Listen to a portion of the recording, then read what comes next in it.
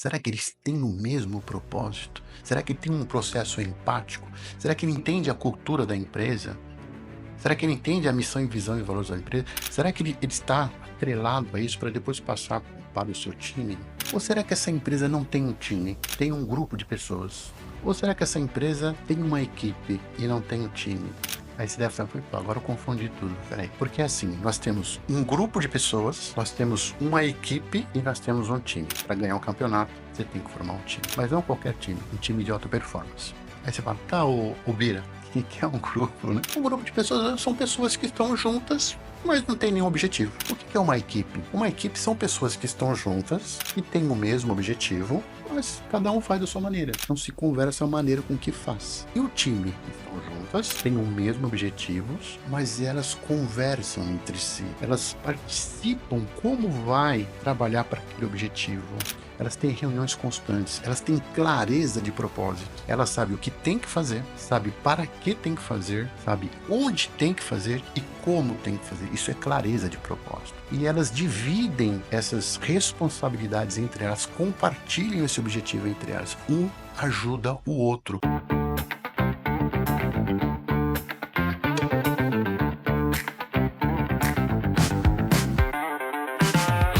Olá a todos, estamos aqui hoje no nosso 10º episódio do Expertizando. Lembrando que a nossa proposta desde o início foi de a gente trazer pessoas reais que estão desenvolvendo seus negócios, construindo as suas empresas, auxiliando e ajudando os mais variados tipos de empresários a seguir nessa caminhada de empreender e que não é fácil no Brasil. Hoje, como sempre iniciamos aqui, conto uma breve história de como o meu convidado daqui chegou. Ele é um amigo aqui, podemos dizer, um amigo da família, conhecido de longa data aqui da família, do meu pai, pessoalmente, principalmente, pai e da mãe, e uma satisfação imensa tê-lo aqui. E aí, pra gente começar o nosso papo, eu queria te fazer 2 perguntas iniciais e daí depois a gente desenvolve a conversa. Eu queria que você falasse o seu nome e o que você faz. Olha, eu vou falar meu nome, mas não pode dar risada. Não, de forma alguma. É Jubiratã Nogueira. Jubiratã. Mas as pessoas também me chamam por Bira. E o que o Bira faz? Hoje, depois de 42 anos de experiência, eu tenho uma empresa que chama-se Connect 9 Treinamentos. Então eu procuro entregar para o mundo, né, um conteúdo de que as pessoas podem ser melhores a cada momento. Pessoas podem, através do autoconhecimento, verificar o que elas podem fazer para ser melhores do que já são. E esse é despertar do Connect 9 Treinamentos, esse é o objetivo. Legal. E nesses 42 anos, você disse, de experiência, como que começa essa jornada? Já começa como consultor, esse tipo de mentoria? Como é que foi? Conta um pouquinho. É uma longa trajetória. Conforme nós estávamos falando nos bastidores, né, Sim, o sim. Brasil é um celeiro de grandes histórias, de grandes desafios, e nós somos brasileiros guerreiros, né? A minha família veio de uma família, eu vim de uma família pobre, bastante pobre, né? E eu aproveitei as oportunidades que a vida me deu. Então, quando eu era garoto, às vezes nós não tínhamos o que comer e eu engraxava sapato. Minha mãe não queria, mas era o nosso sustento. Então eu engraxava o sapato de determinadas pessoas, tal, e levava o dinheirinho para minha mãe. E aí nisso eu verifiquei a oportunidade de estar entendendo as pessoas. Trabalhei no fórum, na cidade de Suzano. Comecei a minha carreira profissional na associação comercial, onde eu trabalhava na parte da secretaria, Lá de Suzano da mesmo, cidade de Suzano, Suzano, Suzano. Você exatamente. sempre nascido, criado em Suzano? Não, eu nasci em São Paulo, aí depois eu, Migra. eu migrei para Suzano. Legal. Então, mas eu sou paulista, mas estou em Suzano há muitos anos, né? Somos Suzanense, suzanenses, suzanense, somos suzanenses. suzanense. Aí depois que eu saí da associação comercial, trabalhei no fórum, depois para a associação comercial, eu migrei para a indústria. E aí é onde eu trabalhei na área de recursos humanos, Hum, onde o bichinho, né, o que me picou foi lidar com pessoas.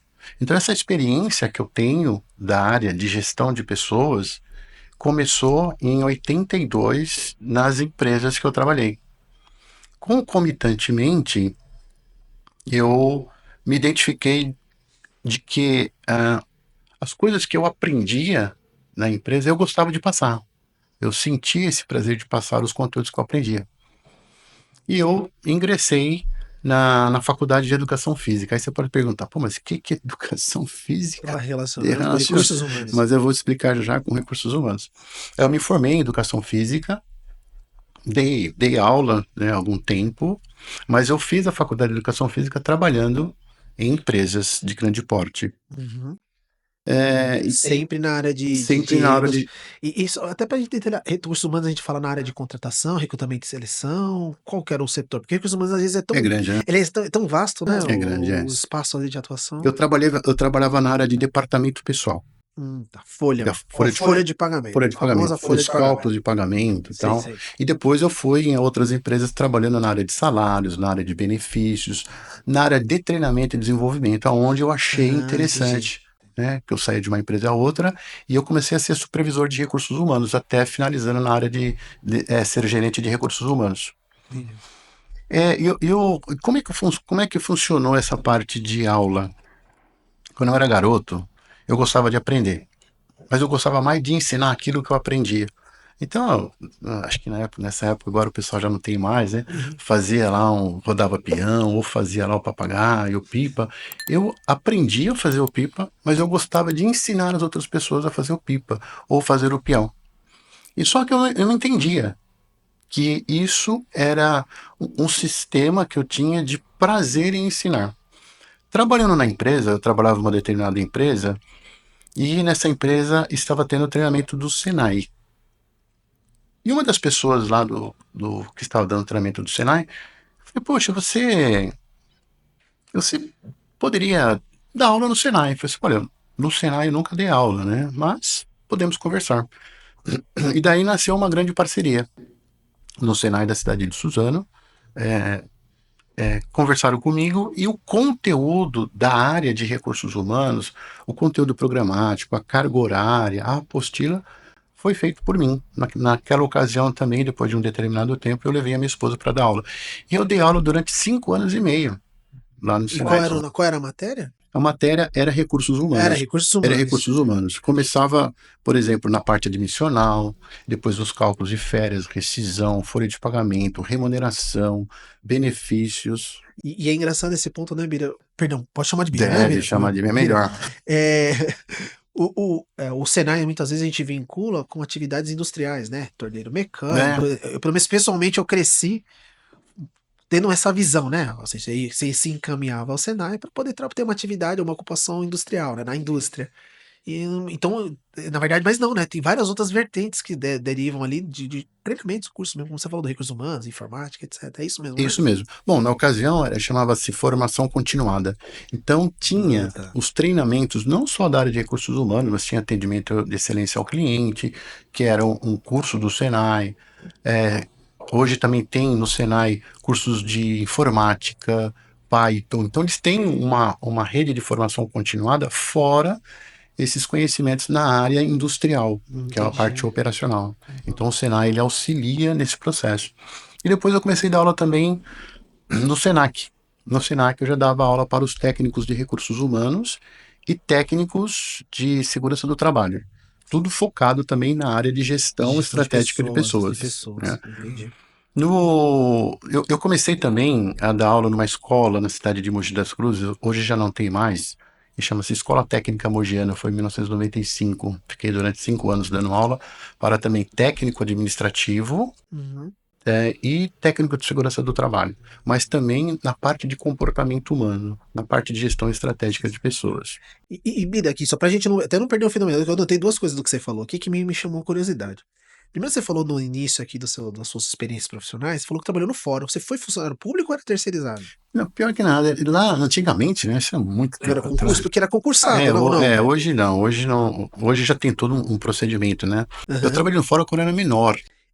Entendi. Então, eu trabalhei no fórum, no cartório, naquela época podia, acho que eu tinha 16 anos, então eu já podia trabalhar Sim, lá sim. na época. Mas eu não era concursado, não era serventuário da justiça, Tá. era office boy, trabalhava como Contínuo, famoso auxiliar. contínuo, né? Naquela Era época, o né? No contínuo, era contínuo, muito né? garoto Sim, ainda, né? sim, sim, sim. Então ali eu comecei a entender a parte administrativa. Eu acho que Hum, 2 anos e meio, 3 anos lá no fórum, no cartório, foi no primeiro cartório. É entendi. ali que eu peguei o gostinho da área administrativa. Aí depois eu fui para a Associação Derivou Comercial de pra... Suzano e depois trabalhei nas empresas. E essa outra parte que não me cabe é a curiosidade. E a educação física? Porque, perfeito, você falou, fez todo esse caminho, falou sobre as suas experiências, né, de RH de grandes empresas, e decisão de fazer.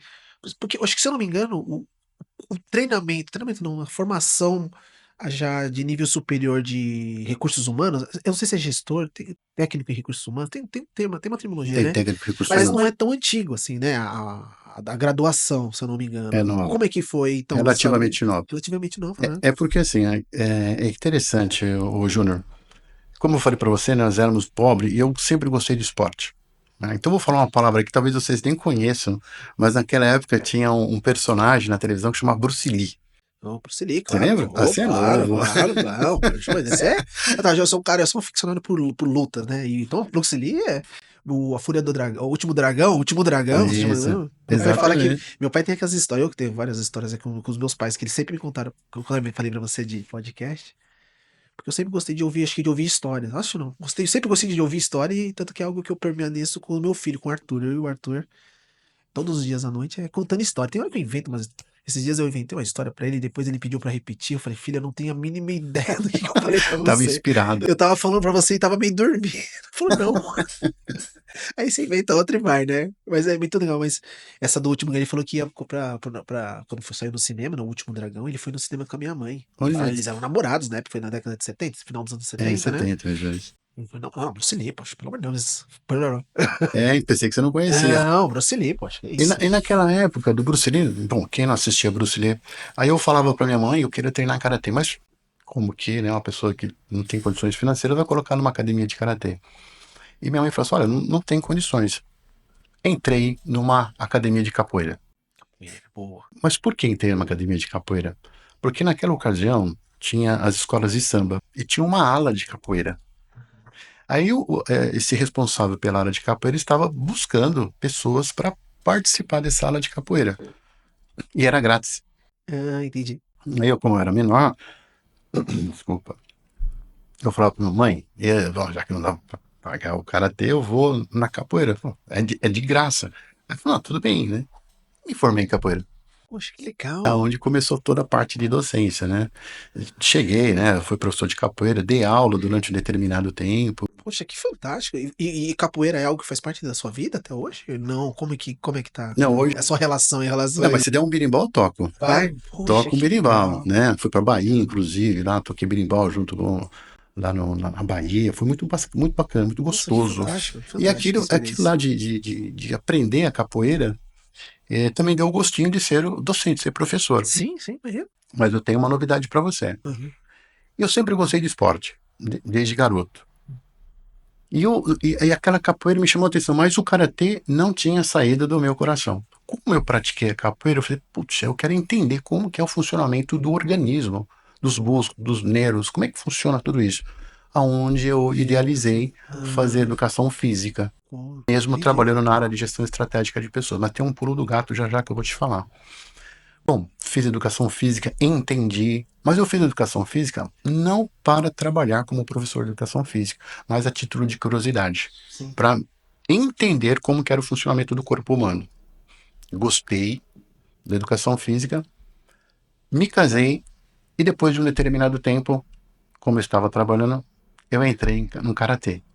Caramba, que legal. E nós E você estamos já em, tava com quantos anos? A gente tá falando em. olha, eu entrei no karatê. Agora você Vamos pegou chutar mais ou aqui. menos uns 33 anos, Tá, eu tinha, ou 20, alguma coisa assim. tá. Quase nos 30, na casa dos 30. Mais ou menos, mais ou Mais ou menos menos por isso, aí. certo. E eu entrei no karatê, já podia pagar o karatê, e eu consegui o faixa preta no karatê. Depois de 7 anos, Caramba. eu me formei, Então porque você era tem uma. duas graduações. Você tem graduação de capoeira e karatê. Exatamente. Poxa, E isso aí. hoje eu sou quinto Isso é dan de fantástico. karatê, né? Caramba. Depois de de formado, ainda treino Ainda você karatê, treina. ainda treino karatê, né? Mas não da frequência que eu fazia, mas tem todo um processo, né? Depois da pandemia parou tudo, né? Né? Todo Parou mundo tudo, né? parou, Parou. foram, né? Mas agora esse ano de 2025 tem retornando, até mesmo porque isso é saúde, né, o Sim, sim, Júnior, sim, né? sim. Não é você fazer o karatê. Eu nunca fiz o karatê para machucar nada, mas mais para a saúde mental e a saúde física. E o que que me chamou a atenção? A pessoa fala: "Pô, mas o que que tem a ver educação física com a gestão estratégica de pessoas?" E hoje que eu faço no Connect 9. Eh, os treinadores de educação física, eles chamam de coach, Uhum. né, que são os treinadores. Qual é o objetivo do coach, do treinador? Por exemplo, de um futebol, de um vôlei, de um basquete. É fazer com que a pessoa ganhe os jogos ou ganhe o campeonato. Então ele faz o quê? Formam times. O que que as empresas têm que formar? Times, sem dúvida nenhuma. Times. Acho que nunca foi tão. A gente talvez. Todas as épocas da história, falando do ponto de vista das atividades empresariais, acho que as pessoas sempre foram irrelevantes. Talvez num processo mais mecanizado, onde a gente olhava ela como um segundo parte. Mas a partir do momento que se entendeu que o futuro dos negócios era o intelecto, né? É o seu cognitivo, né? É o seu cognitivo, né? Eu quero o que você pensa, né? Que não exatamente os seus braços, porque os braços o mecânico vai fazer, o robô vai fazer, a automação vai fazer, Ainda vai mais agora, executar, né? ainda mais agora. Porque esse é o mundo talvez se a gente chegar aqui, mas vamos voltar na inteligência artificial. Sabe, eu tenho estudado bastante, é uma matéria que me atrai bastante, né? Inteligência artificial. E não necessariamente. É que tem várias formas de você ver, né? Tem gente que quer olhar só do ponto de vista dos impactos e talvez futuros que isso pode gerar. E você tem uma outra linha que, pessoalmente, a que eu mais congrego e comungo, que falou, cara, eu tenho que entender exatamente os impactos que ela vai gerar, mas principalmente o como eu posso melhorar as condições atuais, né? Que acho que no fim no fim não, mas talvez o grande objetivo de toda tecnologia acaba sendo essa, né? É Sim, facilitar a vida das pessoas de alguma maneira. exatamente. Por isso que vem a inteligência artificial. Ela tem que saber usar, né? Exato, exatamente, exatamente. E para você aqui, imagina, é que você tá vendo como professor de karatê, pelo amor de Deus, acho que a disciplina, tem uma série de regramentos aí que você traz para a vida. O que que você conseguiu traz para sua vida, principalmente nessa sua posição de coach e no trabalho que você tem feito? E olha, Paralela ali, né, ao que você já estava fazendo, né? Porque recursos humanos, imagina. então, Paciência você tinha. aprendi a ter paciência, Paciência no né? mínimo você tinha. Tem muito, na Exatamente. verdade. Tinha não, tem muito. É porque para você fazer o esporte, você tem que ter primeiro, você tem que gostar. Então é um ponto fundamental. Depois você tem que, desenvolver a disciplina forte, né, uma competência chamada disciplina. Você tem que ser uma pessoa disciplinada, você tem que ter foco, você tem que ter determinação, planejamento, você tem que ter organização e você tem que ter propósito.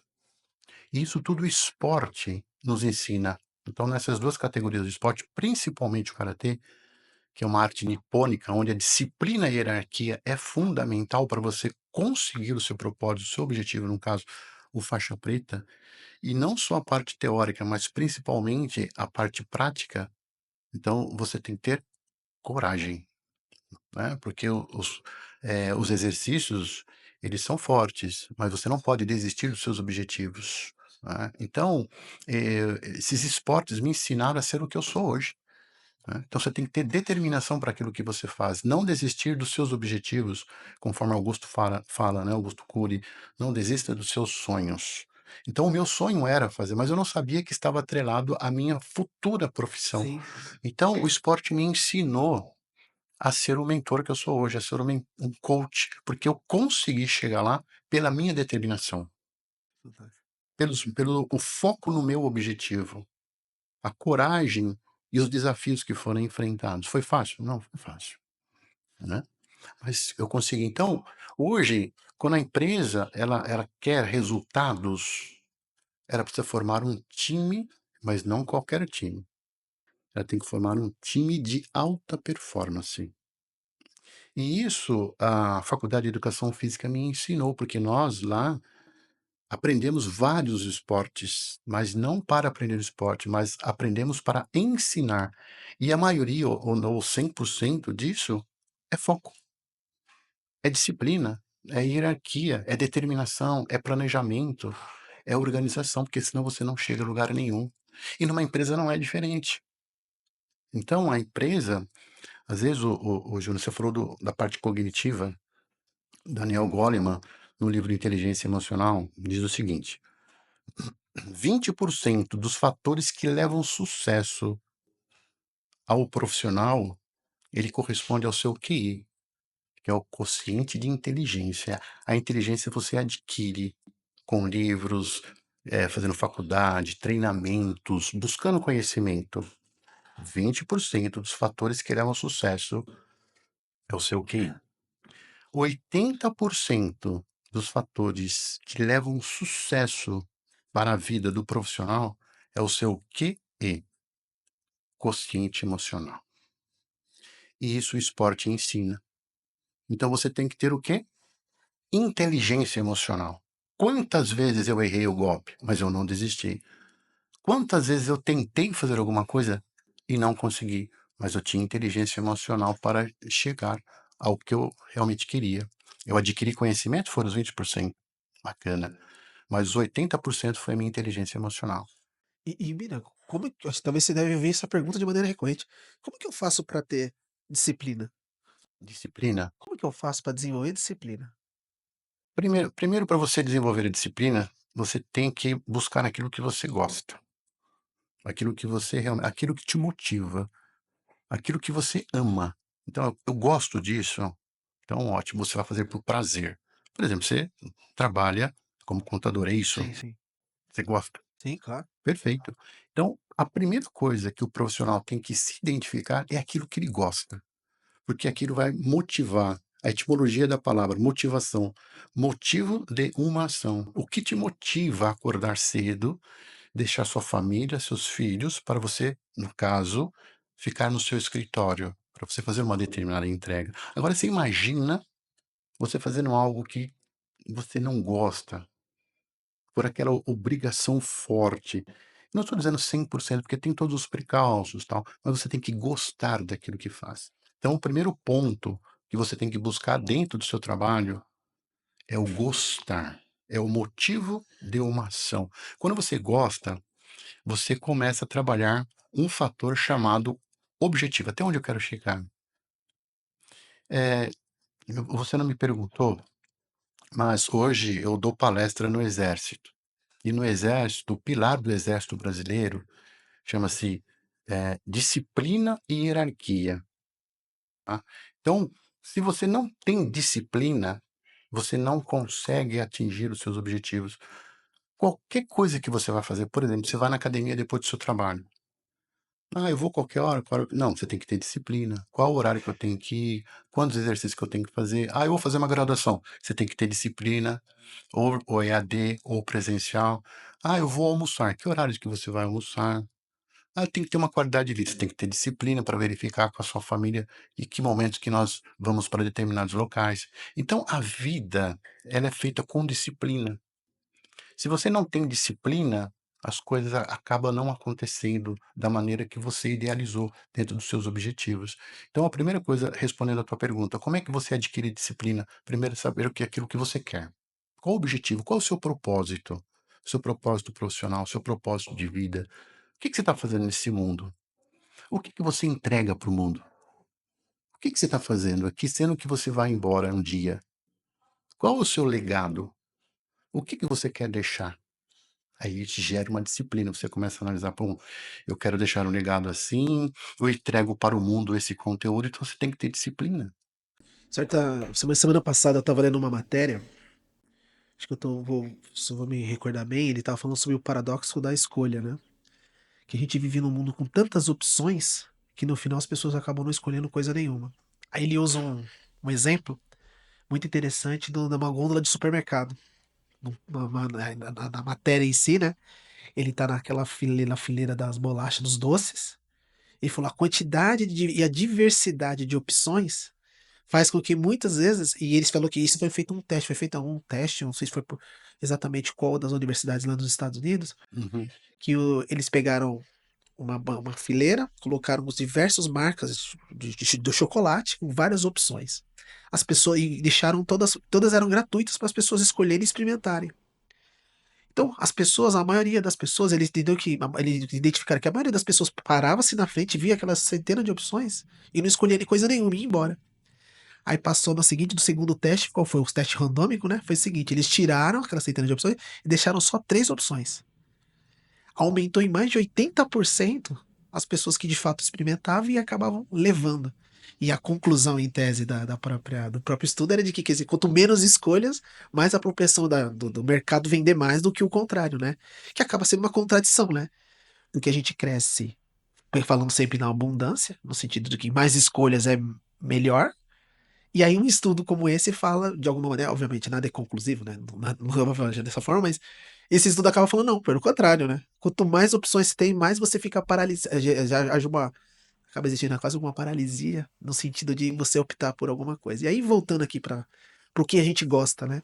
Dada a quantidade de opções que nós temos, né? Como que a gente. Como direcionar as pessoas a descobrirem o que gostam? É interessante, você viu? Não sei se você já se deparou. Às vezes você chega para sua esposa e fala, vamos assistir um filme?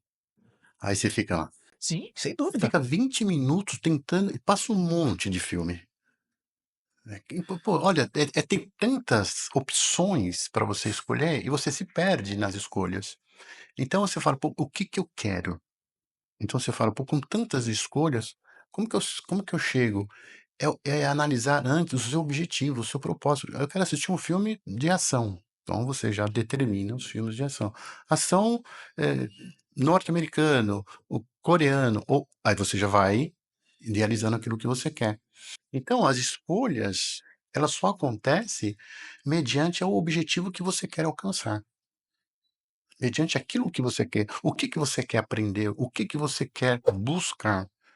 Então, isso vai muito interno de você. Então, às vezes, realmente eu concordo com você, às vezes tem tantas escolhas que as pessoas ficam perdidas. Mas por que ficam perdidas? Porque elas não sabem o que querem. E como a gente trabalharia isso? Porque falando dentro das empresas, e aí voltando aqui para as questões das empresas, né? A gente. Hoje a matéria é quase que batida, né? Falar das questões intergeracionais, né? Ah, aqui nós temos um conflito intergeracional. Se não me engano, vivemos uma época onde são 4 gerações praticamente, vivendo ao mesmo, convivendo e vivendo ao mesmo tempo no ambiente profissional. E gerações que têm formação do ponto de vista de cultura, de experiência totalmente distinta. Se eu pegar o cara da minha faixa etária, que é dos anos 80, para o cara da faixa etária que, por exemplo, dos meus pais, que dos anos 50, eu posso pegar um que acabou de nascer, 2000, tá fazendo agora, completando agora 25 anos, ou seja, e eles são perfis totalmente diferentes, com propósitos totalmente distintos. Como fazer para congregar essa pessoa toda? Ou seja, como abordar ou estabelecer conversas para a gente chegar nisso que você está querendo me dizer? Essa, essa, essa pergunta é muito inteligente e agradeço você ter feito essa pergunta, porque é o momento que as empresas estão passando. Nós chamamos isso de conflito de gerações. Tá.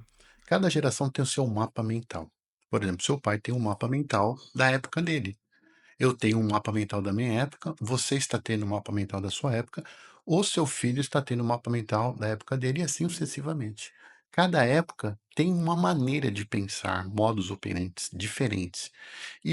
A nossa mente, ela se forma com mapas mentais. Por exemplo, o meu neto, ele já não sabe o que que é isso. Você sabe o que que é isso? Sim, sim, discar o Discar telefone, o claro. telefone. Você sabe o que que é isso? Fazer o famoso. Esses dias eu vi sobre isso aqui, que minha sobrinha não soube o que que era isso aqui, né? Não sabia. Fazer O isso aqui, que que eu que é fiz isso? isso aqui. Depois você liga, mas tá fazendo o quê? É um sinal do quê, né? Você lembra da ficha? Você não é da sua Ixi, época, a não, não, ficha, peguei, né? Então, peguei. é da ficha, né, é o discar, e depois era a telefone de tecla. Isso está dentro da nossa cognitividade, dentro do nosso cérebro, que é o nosso mapa mental. O meu neto já nasceu assim. O que que é isso? Passar no telefone. Então, tira. Possivelmente, o seu neto vai ser holograma, aqueles hologramas, né. Então são mapas mentais. E esses mapas mentais, você pega uma empresa, você coloca, congrega as pessoas que nasceram em determinadas gerações, né. Então põe a geração baby boomer, que é de 63 para trás, 63 para trás é veteranos, desculpa, depois 63 é baby boomer, depois tem a geração X, Y, Z, então são mapas mentais que as pessoas vão são suas crenças também. Aí você fala: "Pô, congrega tudo isso". Como você resolve esses conflitos de gerações? É uma palavra muito bacana, que também Daniel Goleman escreveu, chama-se empatia. Tia. Empatia.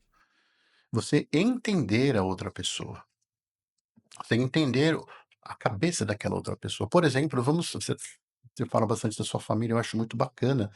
Quando seu pai tem uma ideia, sua mãe tem uma ideia, eles estão errados? Eles estão certos? É o momento deles. E você ou eles têm que trabalhar a empatia, entender o como que é a cabeça dele naquela ocasião. Então eles estão certos mediante aquele pensamento que eles aprenderam. Então, para que as pessoas, elas interajam entre si, primeira coisa é empatia, né. Você entender na cabeça daquela pessoa como que ela chegou àquela conclusão. Segundo é respeito, né. Tem que respeitar a opinião das pessoas. O fato de respeitar não significa que eu vou fazer a mesma coisa que você está me dizendo. Eu estou respeitando o seu ponto de vista. Porque você trabalha numa empresa, qual o objetivo da empresa? Resultados, Resultado, né? exato. Resultados financeiros, tal. Só que para ter resultados financeiros, nós temos que dar um passo atrás, Júnior. Chama-se clima organizacional.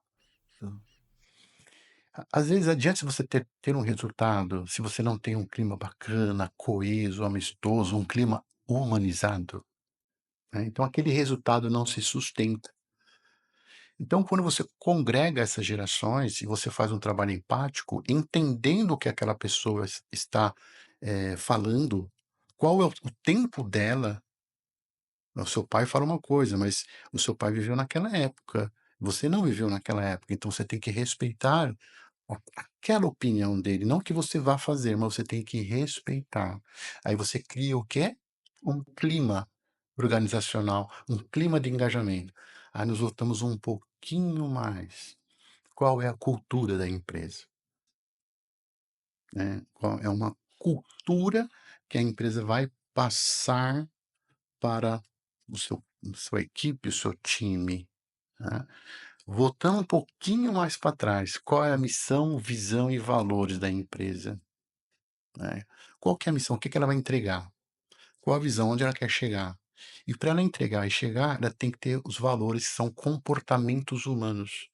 A pergunta que eu faço, né, até uma análise que você pode fazer na tua empresa, e fica aqui uma liçãozinha de casa, né? sim, sim. Será que os seus colaboradores estão atrelados com os valores da sua empresa? Será que eles têm os mesmos valores da sua empresa? Será que dentro dessa cultura organizacional, dessa missão, visão e valores, nós temos uma outra parte que nós chamamos de propósito? Qual é o propósito da sua empresa? Será que este propósito está atrelado ao propósito do seu colaborador? O propósito de vida dele. Qual o propósito de vida Qual o dele propósito de vinculado vida dele? onde ele está trabalhando? O porquê que ele está naquela empresa? Por que que ele está aqui nesse mundo? Será que coagula com o propósito da sua empresa, que é a missão, visão e principalmente os valores, que é a personalidade, o caráter, os modos operantes, os comportamentos? Porque às vezes não dá certo. Por exemplo, lá eu dei palestras na Polícia Militar até a pandemia, né, e a palestra no Exército eu dou até hoje, né, que são na parte do tiro de guerra, já dei palestra lá no Ibirapuera. Eles têm os propósitos muito bem delineados. Sim, sim. Quando a pessoa ingressa nas Forças Armadas, o propósito dela é manter a soberania do nosso Brasil, é nos proteger. Então, aquele soldado, ele tem que estar com o mesmo propósito de lá. Estou falando isso só para Sim, entendimento, claro, né? claro, claro, claro. Aí você pega um time de futebol, sei lá, qual é o propósito? Ganhar o campeonato ou ganhar o jogo? Como você vai ganhar? Qual o clima que você vai ter? Um clima amistoso ou um clima de conflitos? Isso te sustenta? Então, e aonde que é interessante essa pergunta que você fez? Isso começa de cima para baixo, Júnior, né? O CEO da empresa, o dono da empresa, ele tem que ter isso muito bem delineado até chegar na liderança. Porque o líder é que é o responsável por passar esse clima, por fazer esse clima acontecer. É uma das pessoas extremamente responsáveis. Ele que demanda tudo isso. Será que eles têm o mesmo propósito? Será que tem um processo empático? Será que ele entende a cultura da empresa? Será que ele entende a missão e visão e valores da empresa? Será que ele está atrelado a isso para depois passar para o seu time? Ou será que essa empresa não tem um time? Tem um grupo de pessoas? Ou será que essa empresa tem uma equipe e não tem um time? Aí você deve falar: "Pô, agora eu confundi tudo, espera aí, vamos colocar". Porque assim, nós temos um grupo de pessoas, nós temos uma equipe e nós temos um time. Para ganhar um campeonato, você tem que formar um time, mas não qualquer time, um time de alta performance. Aí você fala: "Tá, ô Bira, o que é um grupo, né?". Um grupo de pessoas são pessoas que estão juntas, mas não tem nenhum objetivo. Estão lá, estão juntas, tá, então não tem objetivo. Ok. O que é uma equipe? Que falam muito: "Ah, tem equipe". Uma equipe são pessoas que estão juntas, que têm o mesmo objetivo, mas cada um faz da sua maneira. Não se conversa a maneira com que faz. E o time? Estão juntas, têm o mesmo objetivos, mas elas conversam entre si. Elas participam como vai trabalhar para aquele objetivo. Elas têm reuniões constantes, elas têm clareza de propósito. Elas sabem o que tem que fazer, sabe para que tem que fazer, sabe onde tem que fazer e como tem que fazer. Isso é clareza de propósito. E elas dividem essas responsabilidades entre elas, compartilham esse objetivo entre elas. Um ajuda o outro. E aí não tem como fugir do esporte, né? O esporte brasileiro é o futebol. Então, o técnico, que é o coach, treina as pessoas. Quando chega um jogo, vamos lá, a Copa do Mundo, as pessoas, os jogadores estão lá. O técnico está lá dentro? Não, o técnico só está observando. Então, o time sabe o que tem que fazer, cada um na sua posição. Então, um vai ajudando o outro, embora às vezes não acontece Sim, isso, sim, né. sim. Eu tô falando Nem de sempre dá bom, nem sempre dá bom nem assim, né? sempre dá Nem sempre bom, dá bom assim. sem Certo, falar certo. o nome de time. Então é um time de alta performance. Então numa empresa é a mesma coisa, tá. Então a diferença de grupo, equipe e time é isso. O time eles se conversam entre si, se ajudam mutuamente, sabem onde tem que chegar e tem clareza de propósito disso. Consegui responder? Não, claro, claro, perfeitamente. A gente sempre que nas conversas que eu tenho tido aqui, quando a gente falando de empresas, eu entendo que tem 2 tipos de empresas, né. Tem as grandes empresas, com altos orçamentos ou toda já mais hierarquizada de alguma maneira, independente se é funcional ou não, mas elas têm as pessoas já ocupando as corretas posições. Eu tenho lá um diretor de RH, tem um cara de tem um cara de marketing, cara de finanças, etcétera. E assim se desenha toda essa estrutura. Só que quando a gente vai aqui para as pequenas e para as médias, que é 80% das empresas que existem no Brasil, se não me engano, e a relação é mais ou menos essa, tá? Do ponto de vista até mesmo de arrecadação de impostos, uma curiosidade, Pareto, né? 20% das empresas representam 80% da arrecadação do governamental. Isso é um fato. Então, quando a gente fala aqui de 80% das empresas, que são essas pequenas, o cara é o típico pequeno médio empresário. Ele não tem o dinheiro suficiente. O pequeno é o seguinte, o pequeno é o cara que faz tudo. Ele faz financeiro, ele faz vendas, ele faz compras, ele faz a gestão de os recursos humanos que ele tem ali, ele que demite, ele que contrata, É ele o faz tudo. guerreiro, Ele é o guerreiro. é o guerreiro. Quando você sobe um pouquinho, o cara que chega na média, o médio é o seguinte: ele não tem ainda dinheiro suficiente para contratar todo mundo que ele precisaria, então ele tem que continuar se multiplicando. Porém, como a empresa já é um pouco maior, ele já não tem tanto tempo como ele tinha quando a pressão era menorzinha. E aí os conflitos não tem jeito, né? É natural. Quanto mais você cresce, mais conflitos existem. Ou seja, quanto mais pessoas entram pra dentro do barco, né? Mais situações diversas você vai ter que viver, enfrentar, aprender. Eu falo até de experiência muito pessoal, muito muito comprovado, sabe. Você vai crescendo, vai entrando mais pessoas na equipe, pessoas com diferentes, culturas diferentes, experiências outras, e aí você tem que começar a se preocupar com coisas que antes você não era posto à prova. E a minha pergunta era a seguinte: como fazer para que porque todas essa tecnicidade, como você mencionou o próprio exército, até é um bom exemplo, mas para mim é um exemplo máximo do ponto de vista do que é um propósito, do o que é definição de hierarquia e tudo aquilo que como deve funcionar no manual, né. O manual, em tese, está ali sendo aplicado. Como eu faço para ajustar isso e trazer para esse ambiente da pequena e média, que é esse cara que não tem tempo, ele tá no financeiro provando conta, da mesma forma ele tá atendendo o cliente, depois ele tá vendendo, se precisa ele até carrega o caminhão, e eu tenho vários aqui na minha carteira de cliente, eu tenho centenas, que você vai lá com o cara tá, ele carrega o caminhão se for preciso, ele vai lá no Finanças pagar boleto se for necessário, ele contrata, ele demite, e às vezes com propriedade, outras vezes não, porque acaba sendo uma gestão extremamente personalista, e é isso que eu acaba conduzindo, né, pequena e média empresada, a nossa gestão ela é personalista. As características de tudo que está acontecendo ali, de bom e de ruim, é o reflexo do dono. Eu tenho uma coisa aqui muito legal, como eu falo com o meu time, a gente determinados comportamentos das próprias pessoas que trabalham com os meus clientes, eu falo para ele: "Você consegue identificar o dono". Eu falo: "Por esse tipo de comportamento eu sei que de quem ela tá com quem ela trabalha. Ah, essa pessoa trabalha para tal empresa, porque como eu conheço o dono, e ela tá refletindo porque é assim mesmo, a gente às vezes até acha que diminui a nossa capacidade de influência, para o bom e para o ruim, né, dentro do ambiente da empresa. Mas a pergunta era essa: como é que eu faço para pegar esse manual, falando de propósito, de escolha, a gente tá falando aqui do que você gosta, e tentar de alguma maneira abrir um espaço junto às pessoas dessa empresa, seja uma equipe de 2, de 10, 20, 30 pessoas, para poder que todos nesse eles em conjunto, entendam seus propósitos individuais e congregue isso com os propósitos do próprio negócio. E que isso a gente consiga formar um time. Qual seria o passo?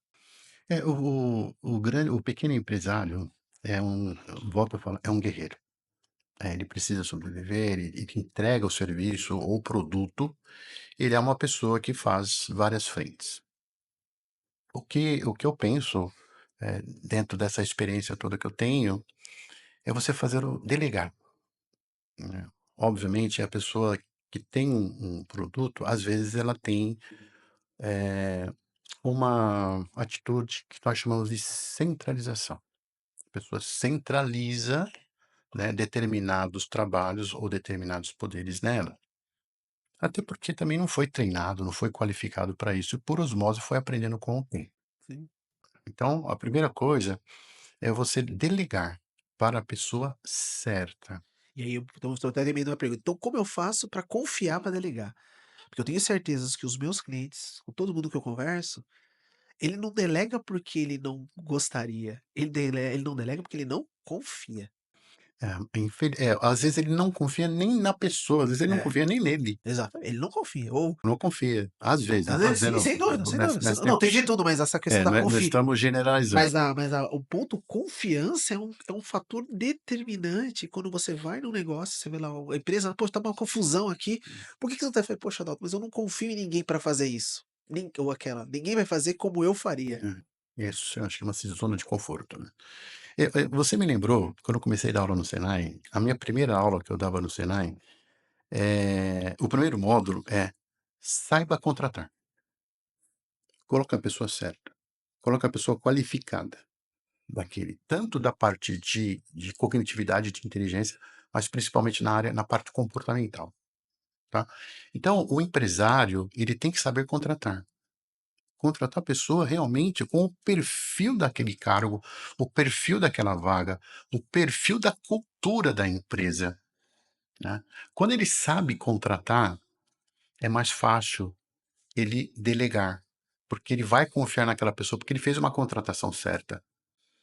E às vezes a pessoa contrata sem analisar o perfil daquela vaga, Certo. ou sem analisar o perfil comportamental daquela pessoa que vai, fazer parte daquela vaga. Então talvez ele não contrate correto, talvez, eu estou dizendo que não. Então o primeiro passo que eu vejo é contratar correto, contratar a pessoa certa para aquela função. Por exemplo, contador. Então é um contador que tem comportamentos adequados, que tem a formação de contador, mas que ele tenha um viés ali de confiabilidade, de ética, é muito mais fácil ele delegar. Se ele contrata errado, aí talvez ele tenha problema, porque talvez ele não vai confiar. Então, o contratar é muito importante, recrutar e selecionar. É ali que começa o sucesso da empresa, é na contratação, né. Por exemplo, falando de esporte, né, tem vários jogadores, tanto de basquete, de vôlei, tem natação, tem futebol. Quando um técnico vai contratar um jogador, então ele vai buscar o melhor jogador.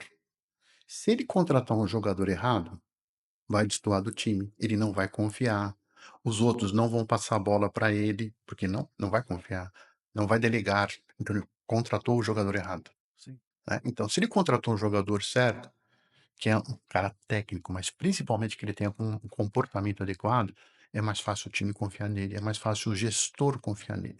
Então, respondendo a tua pergunta, saiba contratar a pessoa E correta. tem um checklist, vida? A gente tem, sei lá, tem alguma coisa que eu sigo como se fosse uma cartinha, uma receita de bolo, a famosa receita de bolo, para poder seguir esse passo a passo? Ô Júnior, tem, tem. Eu Bora lá que eu tô anotando aqui, cara. Você tá tem. falando aí, eu tô Você já anotando está aqui. aproveitando Tô aproveitando, consultoria, tô né? aproveitando a enseja aqui, já tô anotando. Vamos lá.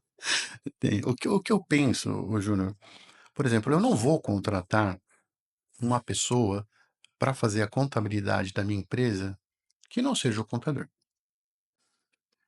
Eu vou te responder já. Você é contador? Não, não sou, mas eu faço contabilidade. Mas você tem uma formação, você tem experiência? Não, mas eu faço contabilidade. Hum, você vai contratar errado. É como se fosse contratar um vendedor e o cara fala: "Não, mas eu nunca vendi isso, mas eu consigo", ou coisa parecida, né. Quase. Vendedor ainda, se ele tem aquela lábia de vender, ele pode até vender, mas o contador é específico, Tá. né. Então você tem que confiar naquela pessoa, você tem que verificar se aquela pessoa realmente tem uma qualificação necessária. Aonde Podemos eu falar as habilidades, né, é, o que eu tenho habilidade. habilidades técnicas e habilidades comportamentais. Aonde eu quero chegar? Para você ser contador, você tem uma formação, Sim, né, contabilista. sim, sim, Você fez uma faculdade, sim. né, então você aprendeu. Não posso falar porque eu dei aula, né, durante 25 anos, né, eu dei aula na universidade, no MBA, na pós-graduação.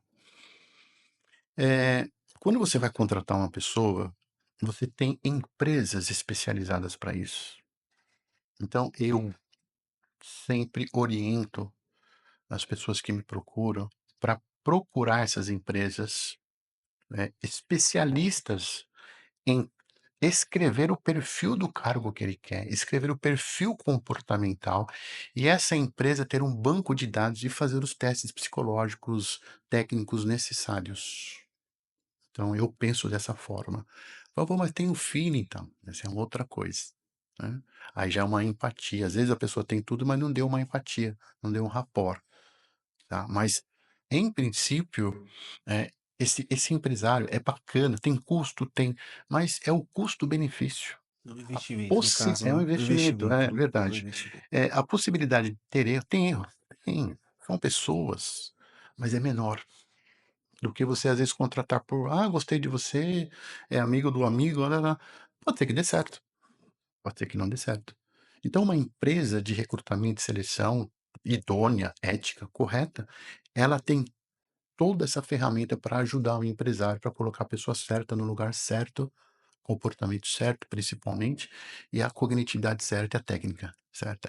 É dessa forma que eu penso, tá. Sim, sim. Então não adianta você pode contratar? Pode. A empresa pequena tem condições de fazer isso? Às vezes não, né, mas é importante que ele tenha essa consciência, porque ele pode errar, pode acertar, a possibilidade de acertar é menos. Sim, sim, ele é menor na É verdade, menor, ele é é menor, é menor. menor. Então é importante você buscar essas empresas, buscar um contador realmente para que possa fazer a contabilidade da sua empresa. Então essa analogia que eu faço com a sua profissão, Sim, sim, sim, entendeu? sim. É interessante porque realmente hoje em dia, falando nos dias atuais, determinados tipos de serviço estão muito mais acessíveis do que foi no passado. Eu sempre busquei aqui por curiosidade, no primeiro a primeira motivação sem dúvida foi a curiosidade, e ficava ali, sei lá, vou falar uma empresa de gestão de RH mesmo, de recrutamento e seleção. Uhum. No passado era extremamente caro, era um serviço quase fora do alcance de empresas do nosso porte aqui, por conta de orçamento, não era inalcançável. Talvez também nem o mercado olhava pra gente como uma possibilidade, porque todo mundo estava muito mais preocupado com as grandes empresas. Mas hoje, principalmente depois do advento da tecnologia, essa massificação podemos assim dizer, tudo base eu não vou dizer que tudo vira uma commodity, mas a maior parte dos serviços, de alguma maneira, se tornaram commodities. E essa, especificamente, de recrutamento e seleção, e não falando de maneira pejorativa, apenas falando que ela facilitou, porque ela massificou o acesso, Sim. automaticamente diminuiu o custo para você de contratação disso. Uhum. E, poxa, porque eu lembro no passado, sei lá, você quer contratar alguém, você assinava o Cato, eu sou da época, né, assinava o Cato, ou você abria um e-mail ali para as pessoas te mandarem currículo, aí você pegava aqueles currículos, ficava lendo currículo, quantas vezes a gente ficava lendo currículo, isso eu tô falando há 15 anos atrás, lia currículo, aí você ligava para as pessoas, agendava as entrevistas, sei lá, você me dava 10 entrevistas, vinha 2 pessoas, aí as 2 que vinham não dava match, aí você tinha que fazer, e o custo disso é Altíssimo. absurdo. Aí veio o Cato como não sei se foi a primeira, mas pra mim eu lembro o Cato Online foi uma das primeiras, né, você já cadastrava vaga, as pessoas já entravam, já virou online, e hoje, na verdade, hoje tem empresas você põe uma vaga em determinada empresa, a empresa faz a seleção pra você, ela te cobra uma taxa fixa, e ela te faz a colocação, ela faz a recolocação pra você, né, ou abre essa vaga que você quiser. Então realmente e isso é uma indicação que eu tenho feito, sabe, para os clientes virem assim, falou: "Cara, procura, porque pra tudo que você imaginar, tem uma solução de tecnologia e um preço muito menor do que você imagina, muito menor do que você imagina, acessível, literalmente é acessível. E isso é interessante. E o que você tem, obviamente, nessa sua jornada de vista de transformação, a gente falou muito aqui da questão geracional, falou do propósito, falou, né, dessa congregação de como validar esses propósitos de cada um. O que você tem enfrentado e aí também uma coisa que eu acho bem interessante, o que que você tem enfrentado de maior desafio? É o que todo mundo está falando? Ah, realmente a geração mais nova é mais complexa ou esse conflito que está existindo é porque elas são tão diferentes, enxergam essa questão do propósito, ele é tão diferente, se a gente pode assim dizer, o que eles cada um quer, por isso que está dando esse embate ou mesmo estamos gerando não vou dizer caos, mas estamos enfrentando problemas, né, me parece que não é só algo que a gente ouve de que as empresas têm desafios gigantescos com recursos humanos, mas mais do que isso, principalmente do ponto de vista de retenção. O que que você tem visto de tudo isso aí? Porque a gente ouve falar muito, né? Eu quero ouvir de você, o que que você tem pensado, o que que você tem refletido sobre esse assunto? É uma nova geração, né, Júnior? É uma geração diferente, é uma geração que nós temos que analisar pelas pesquisas que estão acontecendo na internet, é uma geração que às vezes não consegue escutar o não, né, Tá, tem então as empresas estão passando por algumas dificuldades com referente a essas mãos de obra. O que eu vejo nisso, eu como coach, como mentor, e que eu falo para as empresas que eu atendo, é entender esse mapa mental dessa pessoa, o que que faz sentido para ela, né. Isso eu estou falando porque eu estou ferindo o meu mapa mental, porque na minha ocasião na ocasião do seu pai, você tinha que trabalhar, se você gosta ou não, problema seu, você tem que colocar o leitinho lá, né, das crianças, né, pagar o que tem que pagar e ponto final. Mas as coisas estão mudando. Então essa geração, você tem que entender o que que faz sentido para ele. Pô, faz sentido você ficar sentado numa cadeira, numa escrivaninha? Não, não faz se você vai contratar. Não. Então o que que faz sentido para você? "Não, eu gosto de vender". Opa, mas por isso que a contratação tem que ser importante dentro do perfil, né, para ver se aquele perfil está correto. Então, eu volto a dizer e bater naquela tecla, você tem que contratar correto. É que às vezes as empresas colocam pessoas que não têm o perfil adequado para aquele cargo, né. Não é que essa geração está perdida, eu não penso dessa forma, você tem que entender a sim, cabeça sem delas. dúvida, sem Tem dúvida, espaço para tudo, para sem todos, dúvida. né. Tem pessoas que realmente não quer ficar atrás de uma cadeira, tem pessoas que não querem ser contador, tem pessoas que não querem trabalhar na gestão de pessoas, tem pessoas que não querem ser vendedor. Mas o que que faz sentido para aquela pessoa? Vai ter um lugar para ela. É isso. Aquilo que eu falei, a pessoa tem que gostar daquilo que faz, né. Então, por isso que eu estou quebrando aquele paradigma meu, que você tem que trabalhar, acabou. Não, quebra o paradigma, sai da zona de conforto, né, você está num mundo diferente. Se aquilo para aquela pessoa faz sentido para ela, contrata.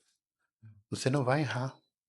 Agora, se não faz sentido para ela, você vai ter problemas. Ela não tem motivação para acordar cedo e vai pedir demissão. E se não abandonar, às vezes vai embora porque não faz sentido para mim isso. Contrato errado. É isso, né.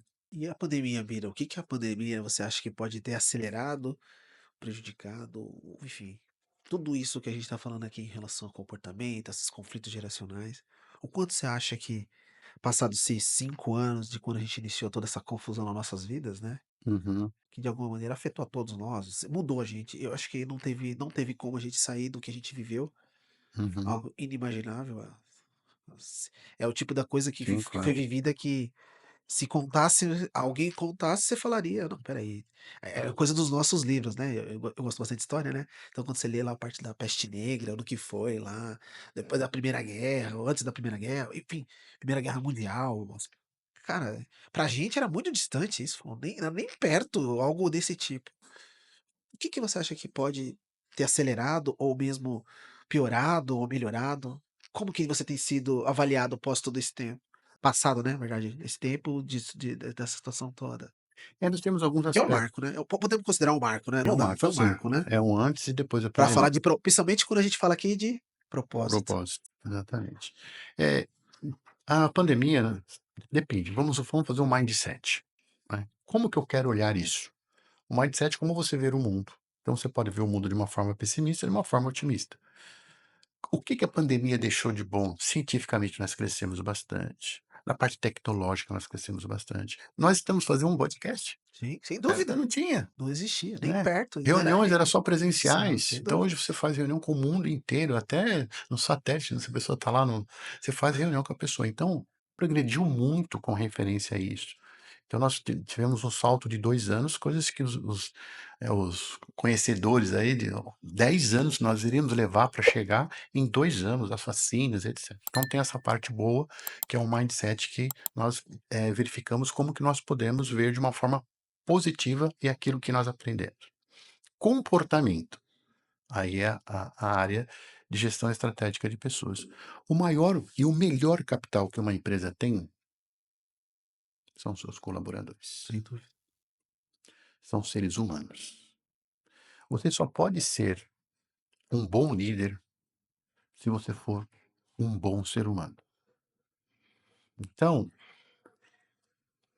na pandemia, nós tivemos muitos traumas. Até hoje, os traumas, estão recorrentes. E as pessoas ficaram um pouco introspectivas com referência a isso e agora estão começando a se soltar, né. Então, antigamente não tinha mais presencial, era só home office, agora está semipresencial, está híbrido, está voltando, estão voltando o presencial. Então as pessoas, elas se internalizaram um pouquinho nos seus pensamentos, mas agora qual é a onda que nós temos hoje? É uma gestão humanizada, coisa que nós tínhamos lá no passado, né, e agora, coisa que deveria ser normal, hoje, você fala que: "Putz, tem uma gestão", mas assim, deveria ser normal, mas tudo bem, tranquilo. Então é uma gestão humanizada, é olhar a pessoa com um olhar de ser humano, é o processo empático. Se tivesse acontecido com você naquela pandemia, qual que seria o seu estado hoje? Então é respeitar esse momento. É agora que as pessoas estão voltando a esse processo, né, depois de 5 anos. Uns trabalhar a resiliência. O que é resiliência? Aprender com tudo aquilo que aconteceu. Outros não trabalharam a resiliência, né. Hoje, às vezes a pessoa não trabalha, não é resiliente, não aprende com seus próprios erros, não aprende com determinadas situações, né. Então a pandemia veio aí para nós aprendermos o quê? A sermos mais empáticos com as pessoas, a olhar para nossa família, Sim, então. os nossos pais, marido, filhos, mulher, a tratar a família com respeito, porque você teve que ficar na sua casa. E depois da pandemia?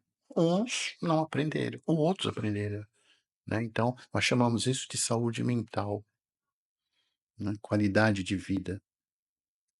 É isso que a pandemia trabalha, você tem que trabalhar, você tem que se dedicar, não tenha dúvida com referência a isso, mas você tem que ter qualidade de vida, você tem que ter saúde mental, Você tem que olhar a sua família como uma estrutura de tudo aquilo que você é. Aí nós vamos se deparar com uma situação em programação neurolinguística, que faz parte da minha formação, que são as crenças, naquilo que você acredita. Nós somos o que pensamos. Então, se você pensa determinada coisa, acontece uma química no seu cérebro que faz você ter um comportamento, e desse comportamento pode ter uma atitude. Essa atitude pode ser boa ou não. E isso também, depois da pandemia, as pessoas, algumas pessoas, elas trabalharam não o equilíbrio emocional vem depois da inteligência emocional. Eu falei um pouquinho da inteligência emocional um tempo atrás, mas o que que é inteligência emocional mesmo, né? O que que cara, essa palavra tá falando, mas o que que é? A inteligência emocional é que nem diz Sócrates: "Conheça-te a ti mesmo". Você se conhece? De 1 a 10, quanto você se conhece? Não precisa nem responder, só Sim, fica sim. esse. Será que você se conhece em determinadas situações? Então, Sócrates, conheça-te a ti mesmo. Então, o primeiro ponto da inteligência emocional é você se conhecer. Ter uma ideia de quem você é. Segundo, que é o ápice da inteligência emocional. As minhas atitudes, ou aquela atitude que eu tomar, o que vai interferir naquele ambiente que eu estou, o que vai causar naquela outra pessoa que vai escutar aquele comportamento meu, vai sentir aquele comportamento meu, e o que que eu vou sentir com aquele comportamento que eu tiver, tá? Resumindo, eh, será que se eu tomar essa atitude vai ser bacana? Uma frase que eu gosto de usar é assim: "Você quer ser feliz ou ter razão?". Tem momentos que mesmo que você tenha razão, não é o momento de você entrar em conflito, porque aquelas emoções estão eclodidas. Eu vou dar um exemplo para você, Júnior, se você me permite, Sim, claro, claro. tá? Vontade, vontade, Então, vontade. quem é casado, quem tem família, Sim, sim. não é 100% que você está bem. Tem momento que você não está bem com a sua esposa, com o seu marido, com o seu é natural.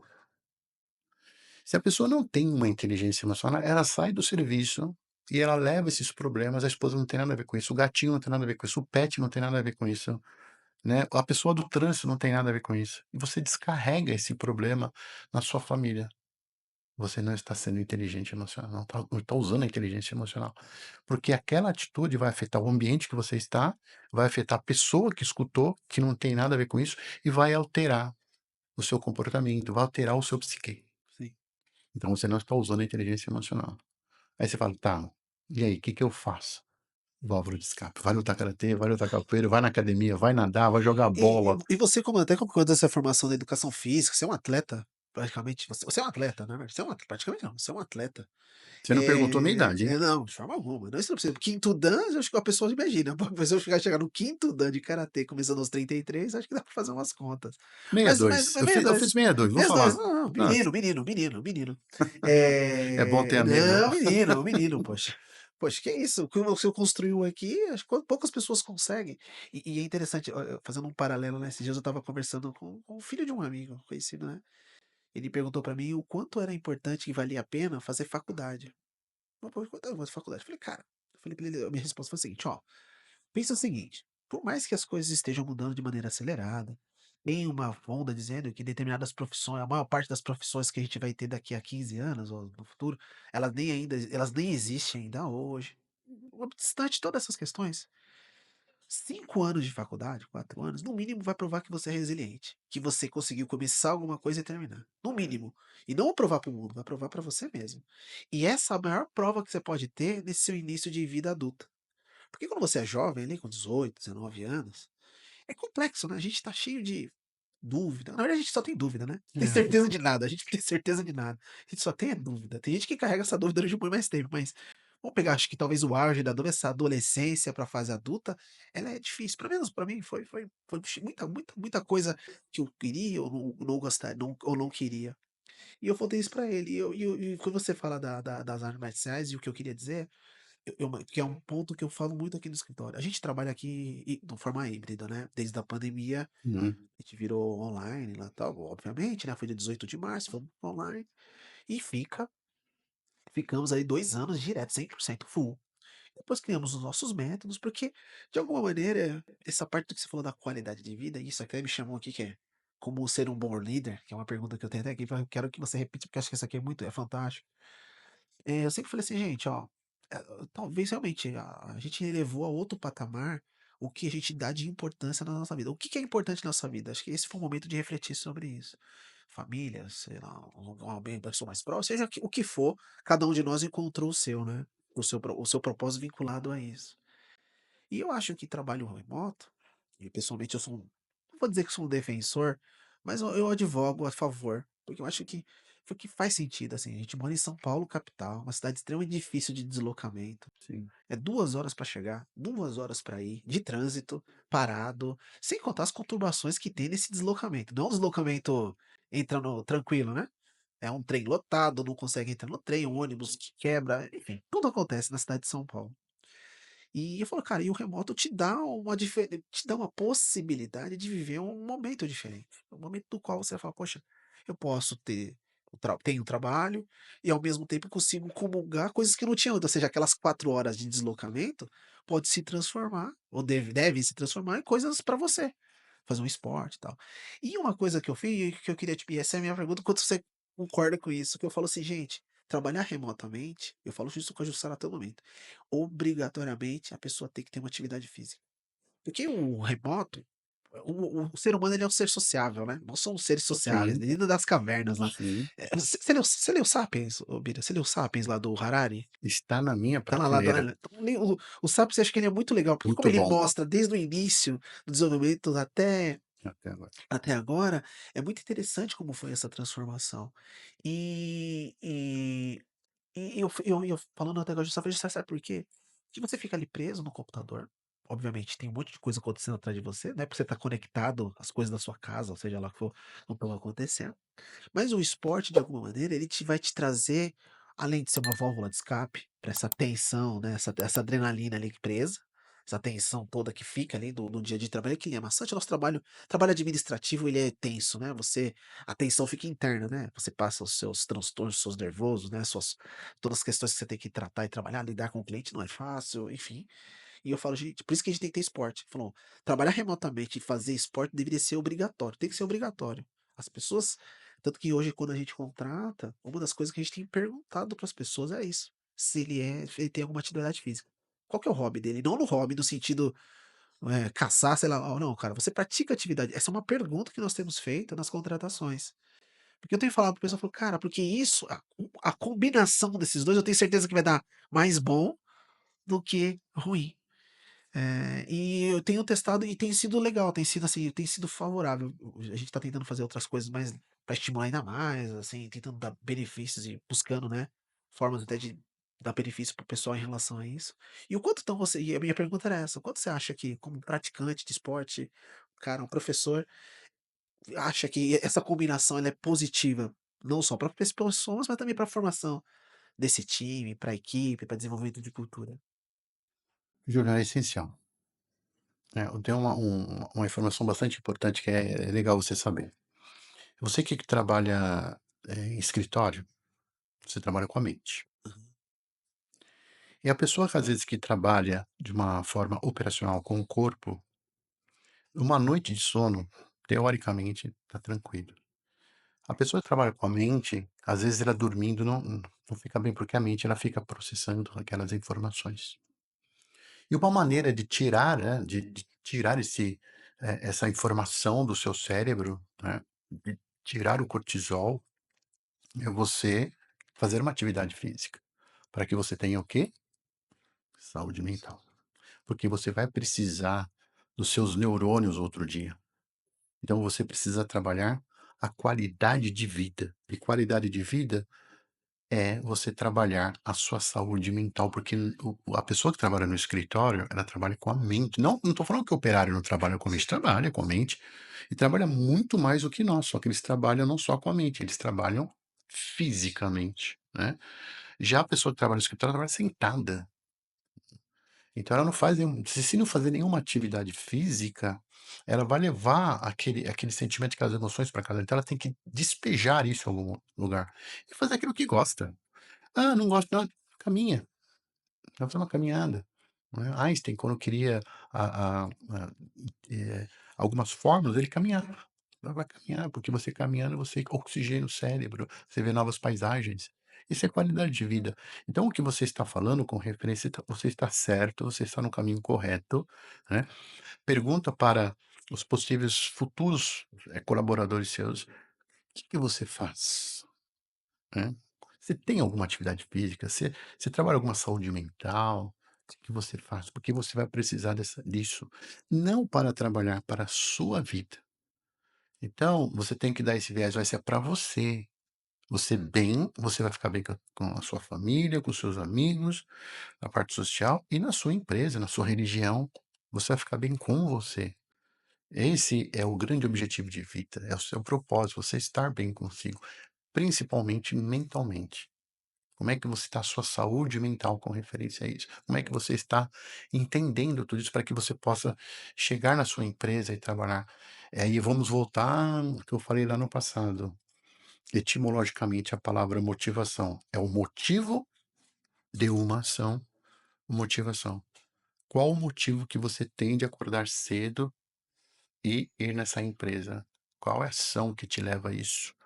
Né, então você tem que ter uma saúde mental. "Ah, só para levar dinheiro em casa", aí tá atrelado a quê é isso, né? Qual o seu propósito, qual é o seu objetivo, né? Se faz sentido isso para você, é aquilo que você está me dizendo, só que com outras palavras. A pessoa: "Pô, eu não faço esporte, faz aqui", você vai ter problema, porque nós temos um vaso físico que é o nosso corpo, e quem comanda o nosso corpo é a nossa mente. Se essa nossa mente isso aqui, ela corresponde 20% de toda a nossa energia. Que é a nossa mente, nosso cérebro. Então 20% de toda essa energia é consumida pelo nosso cérebro. Então você tem que ter uma saúde bacana. Aí a frase que você perguntou, eu vou repetir ela, Aham. até mesmo para as pessoas saberem no sentido de como que é a sua vida. Você só é um bom líder se você for um bom ser humano. Um ser humano. Aí você é um bom líder. Você só será um profissional de sucesso se você for um bom ser humano. O que que você entrega para a sociedade? O que que você faz? Você não adianta você estar na empresa se você não é um bom marido, se você não é uma boa esposa, se você não é um bom filho, um bom neto. Você tem que ser um bom ser humano, porque isso você vai espelhar não só na sociedade, mas na comunidade que você está, que é a tua empresa.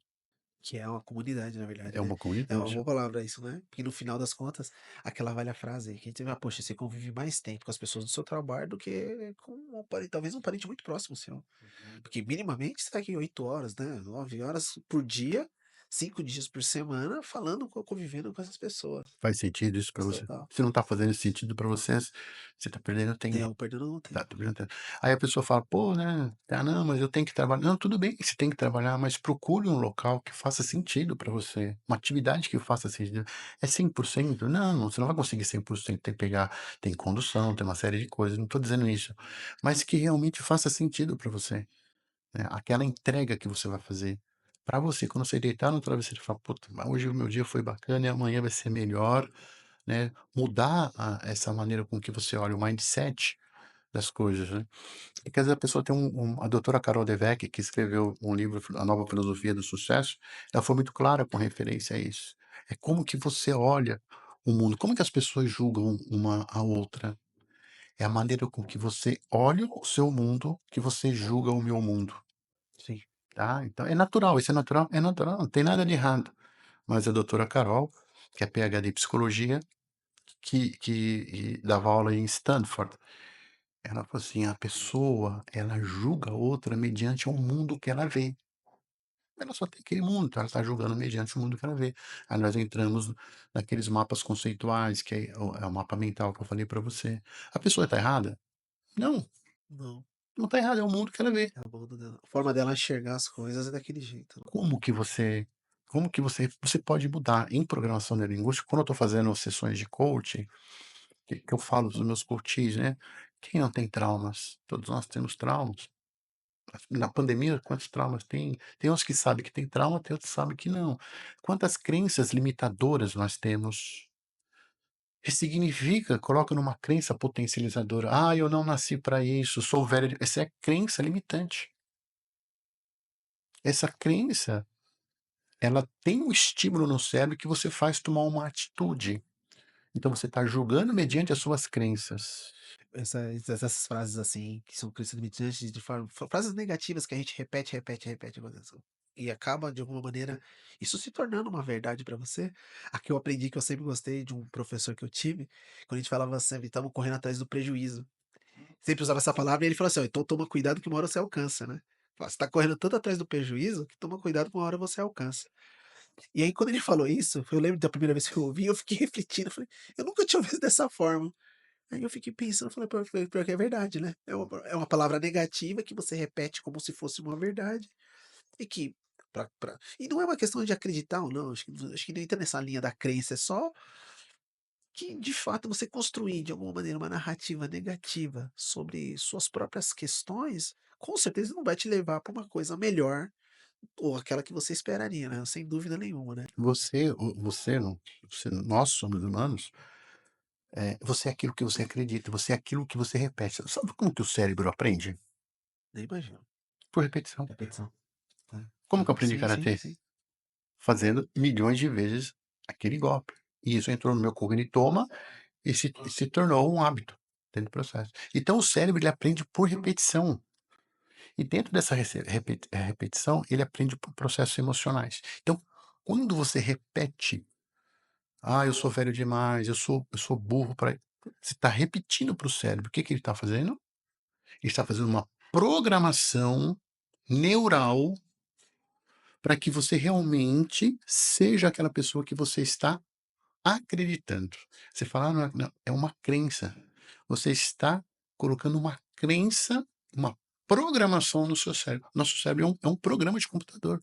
O que você colocar, ele aceita. Cuidado com aquilo que você Tem coloca. um livro fantástico também, você leu aquele livro do Poder do Hábito, do Sim, Charles Duhigg? sim, Charles do Duhigg. poder do hábito. Cara, esse livro é fantástico. E também esse é um outro, Fantástico. a gente falou em vários livros aqui, mas esse também é um livro que todo mundo deveria ler. Sim, E porque ele, primeiro, é que ele é fundamentado só em pesquisa pesquisa científica, né, científica. então não Uhum. tem nenhum achismo ou sei lá, o cara tá tirando conceituações da própria cabeça, Não, foi e são pesquisa. tudo pesquisa científica de várias situações, e que realmente você aprende. É um dos, não tenho tantos livros assim que eu já li, eu gosto de ler, não sou um faminto por livros, mas eu gosto da leitura, mas esse é daqueles tipos de livro que eu li por 2 vezes e foi muito interessante, porque é o livro que você, é o tipo do livro que você lê e se você tentar repetir o que ele está dizendo, você vê que funciona, né. Funciona. Você vê que funciona, quando ele tem aquele desenho da ciranda, né, do hábito, faz, repete e volta de novo, e tem um É um círculo ciclo. virtuoso em relação a isso, eu achei É porque fantástico. trabalha também o processo de recompensa que é a dopamina, Exato.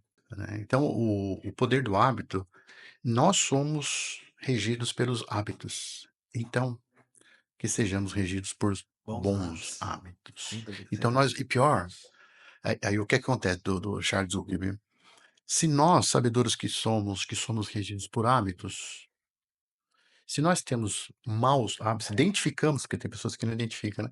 Se identificamos que nós temos maus hábitos, vamos ressignificar isso, que é a programação neurolinguística. Ressignifica isso. Esse hábito está trazendo o quê para você? Por exemplo, chegar atrasado, hábito.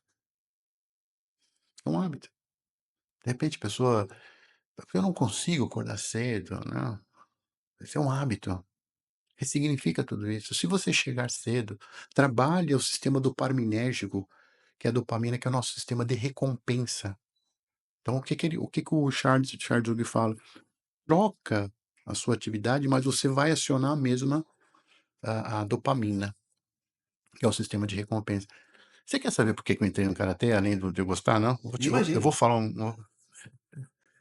poucas pessoas sabem, se eu contar um segredo. Não é mais segredo Não é agora. mais segredo agora não é segredo. Vou pensar se eu conto. Não, conta sim, pô. Conto. Eu há 35 anos atrás, eu fumava. Fumava.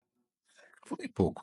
Fuma fumei por bobeira. Antigamente fumar Não, fumar era antigamente era legal, era diferente, né. tranquilo, tal. Tinha comercial, tinha novela. Vamos abrir uma aspas aqui, né, é muito interessante essa questão dos hábitos que a gente fala hoje, que parecem um absurdo, mas mais, podemos assim dizer, não tão aprovado.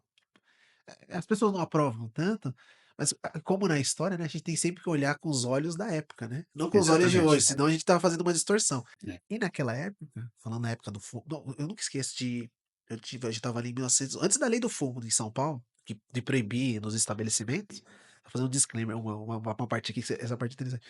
A gente tava no, tem um restaurante aqui em São Paulo que chama, meu Deus, me fugiu o nome deles aqui no Center Norte. É aquele restaurante italiano, Outback. Tava no Outback. Outback. Tinha um Outback Australiano, né? é australiano, Outback aqui do Center Norte. A gente ia começar a namorar, eu e a Glê, então a gente tava falando em 2004. E lá tinha a área de fumante e não fumante. Então você tinha área de fumante aqui e não fumante aqui. E eu lembro de a gente ter chegado tarde aquele dia, e aí eu acabei pegando uma mesa na divisão entre a área de fumante e não fumante. Cara, atrás de mim, no banco de trás, um pessoal, mas os caras fumavam porque você via até aquela fumaça, assim. Então a fumaça vinha tudo pro lado de cá. E eu tenho um pouco de bronquite, vixe, do meus it da vida instalado. Eu lembro de espirrar, tossir. E eu falava pra mulher, mas não tem outro lugar? Ele falou, não, mas o senhor já está na área de não fumante. Eu falei, não, não tô na área de fumante. Eu tô fumando com o cara que tá aqui atrás de mim. É, mas senhor, ele tá na área de fumante, né? Começa o conflito. Mano, hoje é engraçado a gente falar uma coisa dessa, mas foi aí 20 anos atrás, era normal, Era era normal. comum, era Era comum. comum. Área de fumante e não fumante dentro do mesmo ambiente fechado. Hoje já Hoje já, hoje não existe, acho que é proibido em geral, é né? proibido. É proibido, né? É, Acho que é essa proibido, lugar acho que não tem fechado. nenhum lugar que Sabe, não pode. pode. Só É, aqueles fumódromos de aeroporto, nossa, que aquela coisa é horrível. que nem eu falo, né? Que nem, por exemplo, colocar o cinto de segurança. Pô, muito tempo atrás não era. Hoje não, eu não consigo entrar. Eu ponho, é hábito. É. Então, da Essa parte. coisa da parte do fumo, Da, parou de fumar. da parte eu fumava, mas eu fumei pouco, fumei Aham. 6 anos, fumei bobeira, coisa de molecada. E aí eu fui no médico, o médico falou assim: acho que é melhor você parar de fumar. Por quê, doutor? Porque eu tô vendo que seu batimento cardíaco, não sei se você continuar, vai ter problema. Caramba, interessante. E trabalha a dopamina, né? Que é a recompensa do cérebro. E aí ele falou assim: você tem que compensar isso. E como eu gostava de karatê, eu falei: eu busquei uma academia de karatê. Tá? Então eu só alterei o meu hábito, mas continuei fazendo a dopamina. Naquele dia, foi em 1º de junho de 1990, eu vi várias academias tal e decidi naquela academia. Aí eu fumava uma marca de cigarro X tal, deixei de fumar, coloquei no local lá, quem fumar pegaria aquele cigarro, e eu fui lá na academia, me matriculei, então, ao invés de eu fumar, eu troquei o hábito da dopamina, fui fazer exercício. Entendi. Ótima escolha. Nunca mais eu coloquei cigarro na boca, mas eu vou falar uma coisa que eu fui desafiado, Júnior. Ah, Estou fazendo lá um movimento na academia. Daqui a pouco, um monte de aluno. Eu estou fazendo um movimento, daqui a pouco eu sinto um cheiro. Falei, cara, um cheiro de cigarro. Quando eu olho para trás, quem tá fumando? Sensei. não, sem fumar. Puxa vida. Fiz lá o que eu tinha que fazer, tá, tá, tirei meu kimono. Aí o sensei falou assim, ele falava bem enrolado, ele já faleceu há 2 anos. Gostou? Gostou do treinamento, Irasan? Sensei. Gostei. Vai continuar? Vou continuar. Esse aqui é o meu propósito. Vou chegar na faixa preta. Só que tem um detalhe. Pode falar. E fumando. Tá fumando. Pá. Eu parei de fumar hoje, sensei. Eu falei, não, o senhor vai me ajudar. O senhor vai me ajudar a buscar o meu objetivo, que é não voltar a fumar. Eu tenho que vencer a mim mesmo. Então, o senhor pode continuar fumando. Júnior, foi terrível. Imagina, imagina. Foi uns 6 a 8 meses ali, ó, brigando comigo mesmo, mas eu tinha que ter um objetivo na vida. E há 35 anos eu não fumo mais, não vou fumar mais, esse é Sim, sim, fato, sim. né? Mas isso é você ter os seus objetivos, você ter seu propósito. E você insistir nesse propósito, dentro desse processo. É só você trocar. Como é que você muda um hábito? Você troca. O hábito, você continua trabalhando a recompensa que é a dopamina, você troca o hábito. Esse hábito, mas tem um detalhe, conforme o Sim, Charles sim. Duhigg falou, ele vai ficar no meu cognitome, ele vai ficar no meu cérebro. Se um dia, por um gatilho, porque o fumar é gatilho, eu trabalhar esse gatilho e colocar um cigarro na boca, aquele hábito de 35 anos atrás ele volta. Entendi. Por isso você tem que estar alicerçado daquilo que você quer, porque um hábito ele não sai da sua mente, morre com você. O que você vai estar deixando ele menos forte, menos forte, menos forte, mas ele vai ficar ali.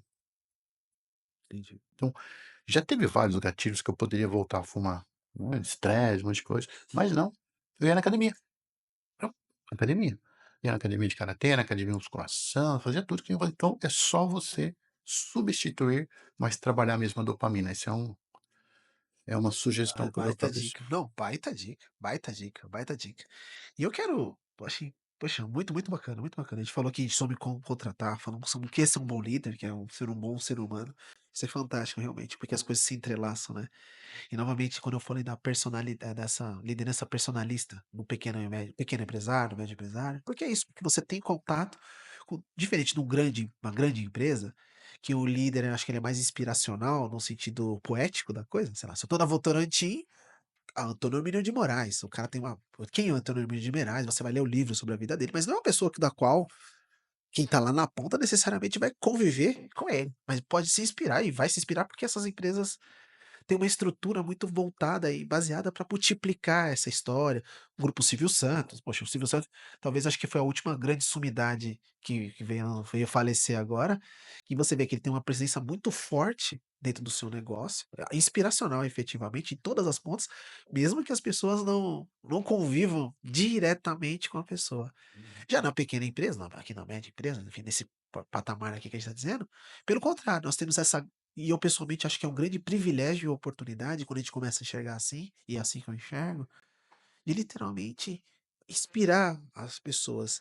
E queria te perguntar, você aqui nessa sua jornada da Connect 9, como que eu faço a distinção entre inspirar? Você já falou que o motivar é motivo para algo.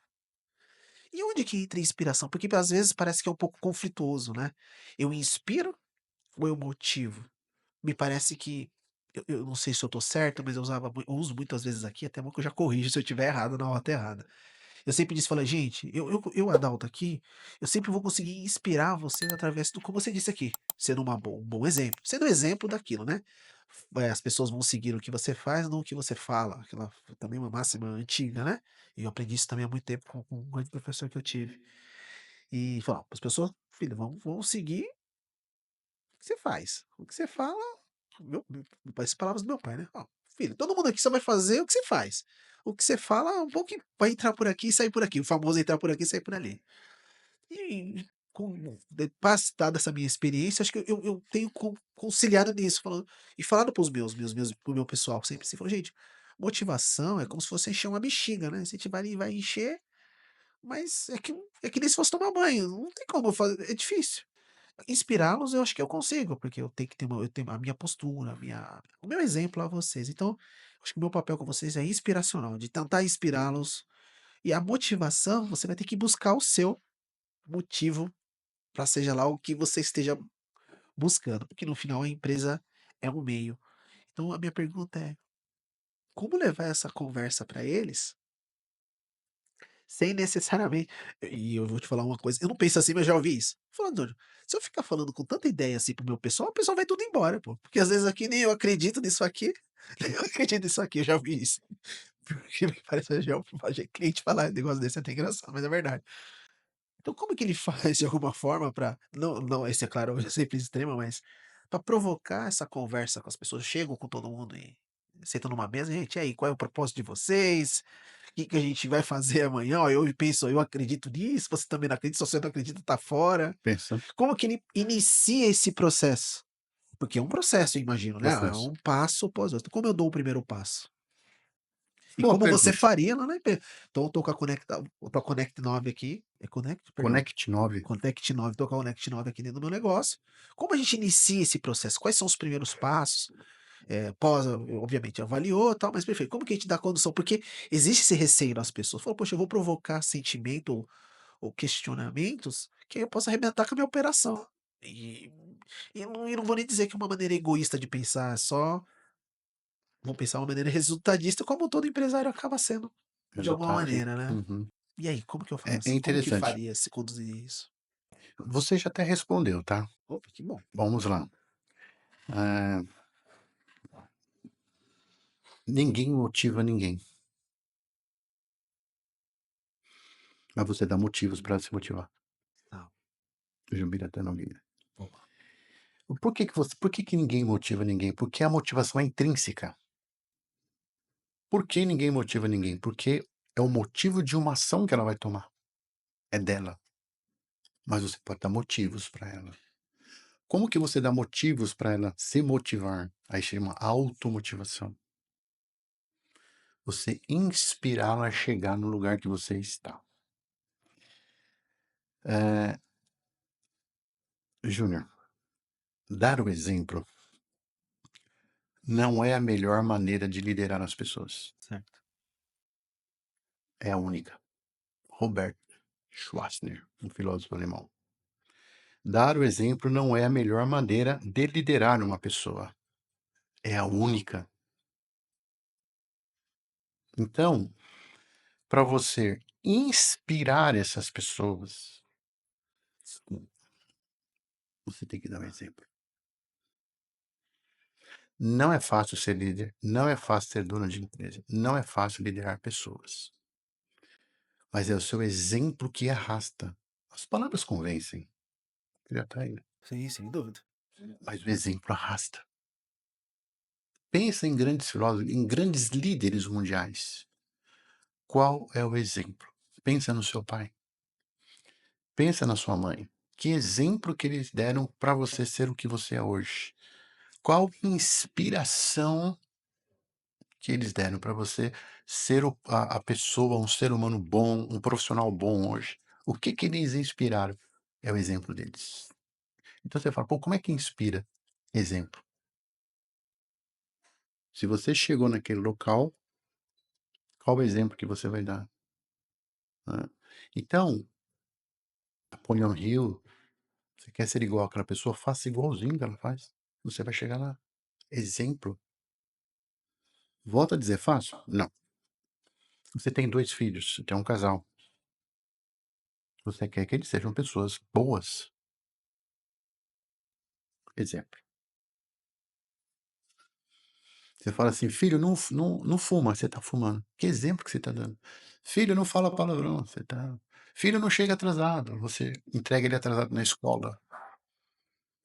"Filho, não briga com a mamãe", você tá brigando com ele na frente dele.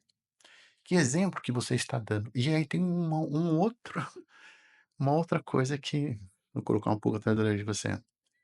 O cérebro aprende só de olhar.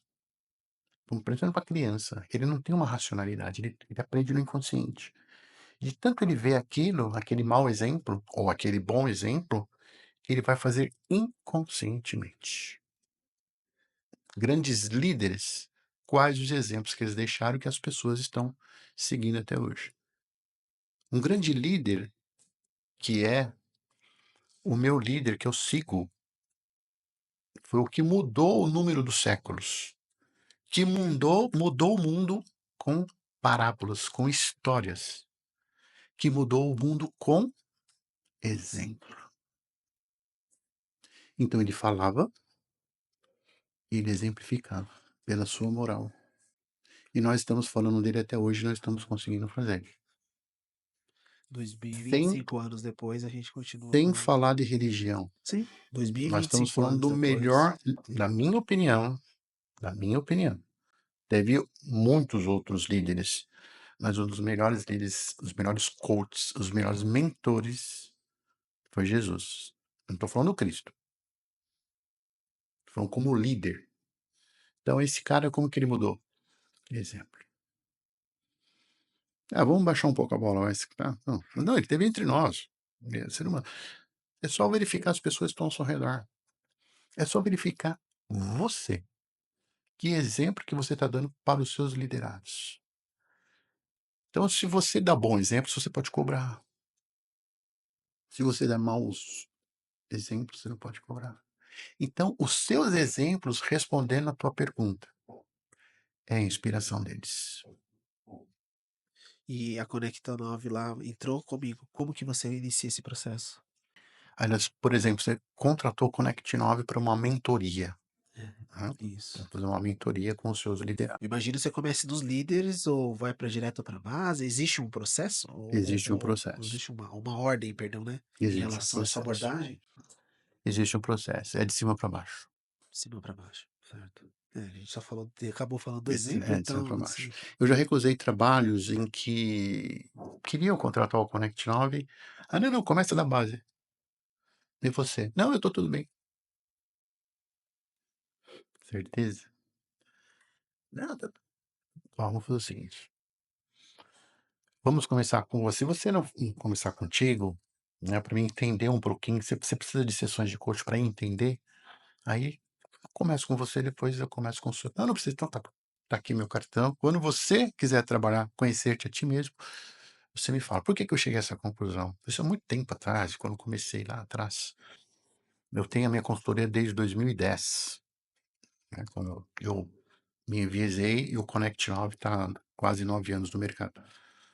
Já, uma empresa foi me contratar um colega que eu fiz o trabalho de coach, um coach meu falou assim: "Ô Bira, tem uma empresa que está passando por uma situação que é bacana, talvez você tenha ferramentas para ajudar." Beleza, eu fui lá.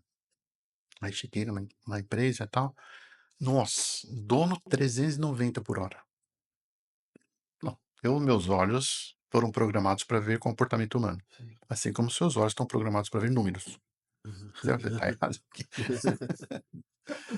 Aí cheguei lá, ele falou: "Pô, não sei o que, tô com problema de fofoca na empresa, melindre, não sei o quê, falta absenteísmo, tal, tal." "Uhum. Se você tem ajuda?" Eu falei: "Tenho ferramentas para ajudar.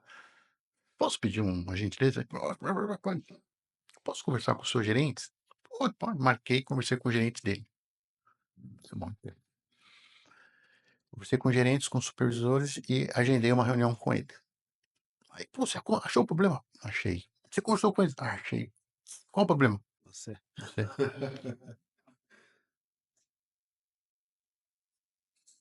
Obviamente que eu não falei nada, porque foram muitos, não tinha nem como descobrir quem era.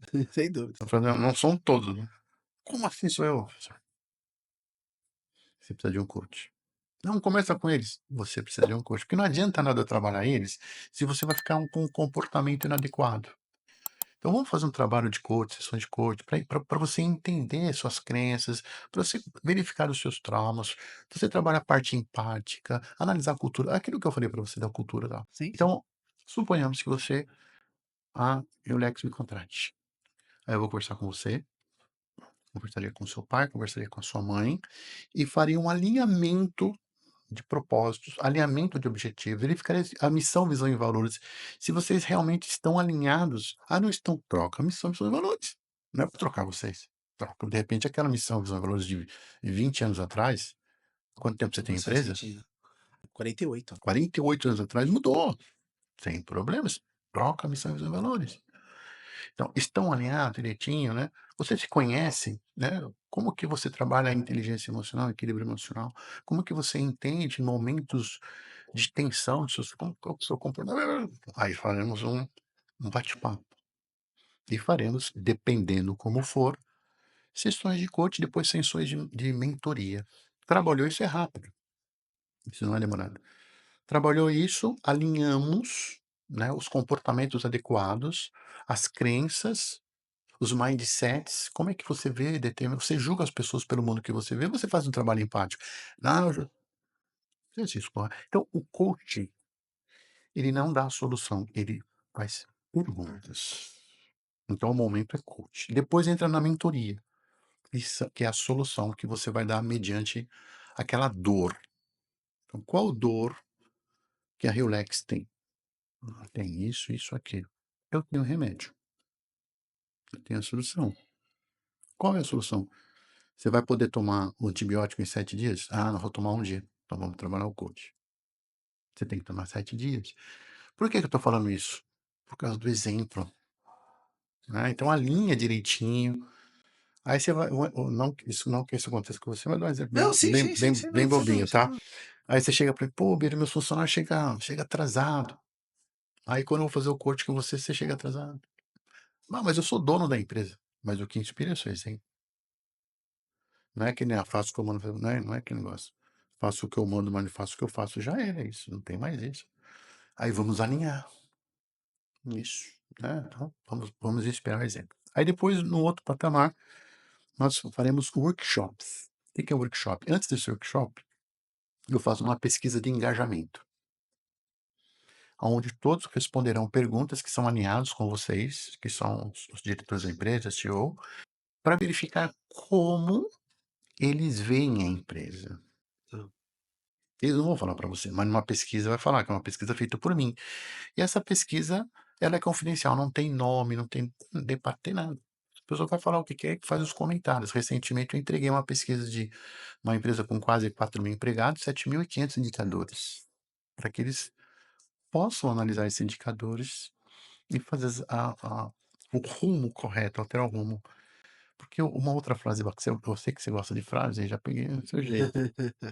O Júnior, É fantástico, porque não tem coisa melhor do que a as gente frases de bandorar impacto, as né? frases de impacto, bandorar isso, porque são coisas inteligentes ditas por alguém muito inteligente, Calma, que beleza. refletiu e que de fato refletiu e acho que esse é o grande ganho. Acho que desse papo aqui, não querendo cortar seu raciocínio, mas quando a gente fala de podcast, ou tudo que a gente tá tentando fazer aqui, para mim, a maior vantagem, o maior privilégio é poder aprender e continuar sempre aprendendo, aberto a aprender e Melhoria aprendendo contínua. com os outros aqui. É essa melhoria contínua.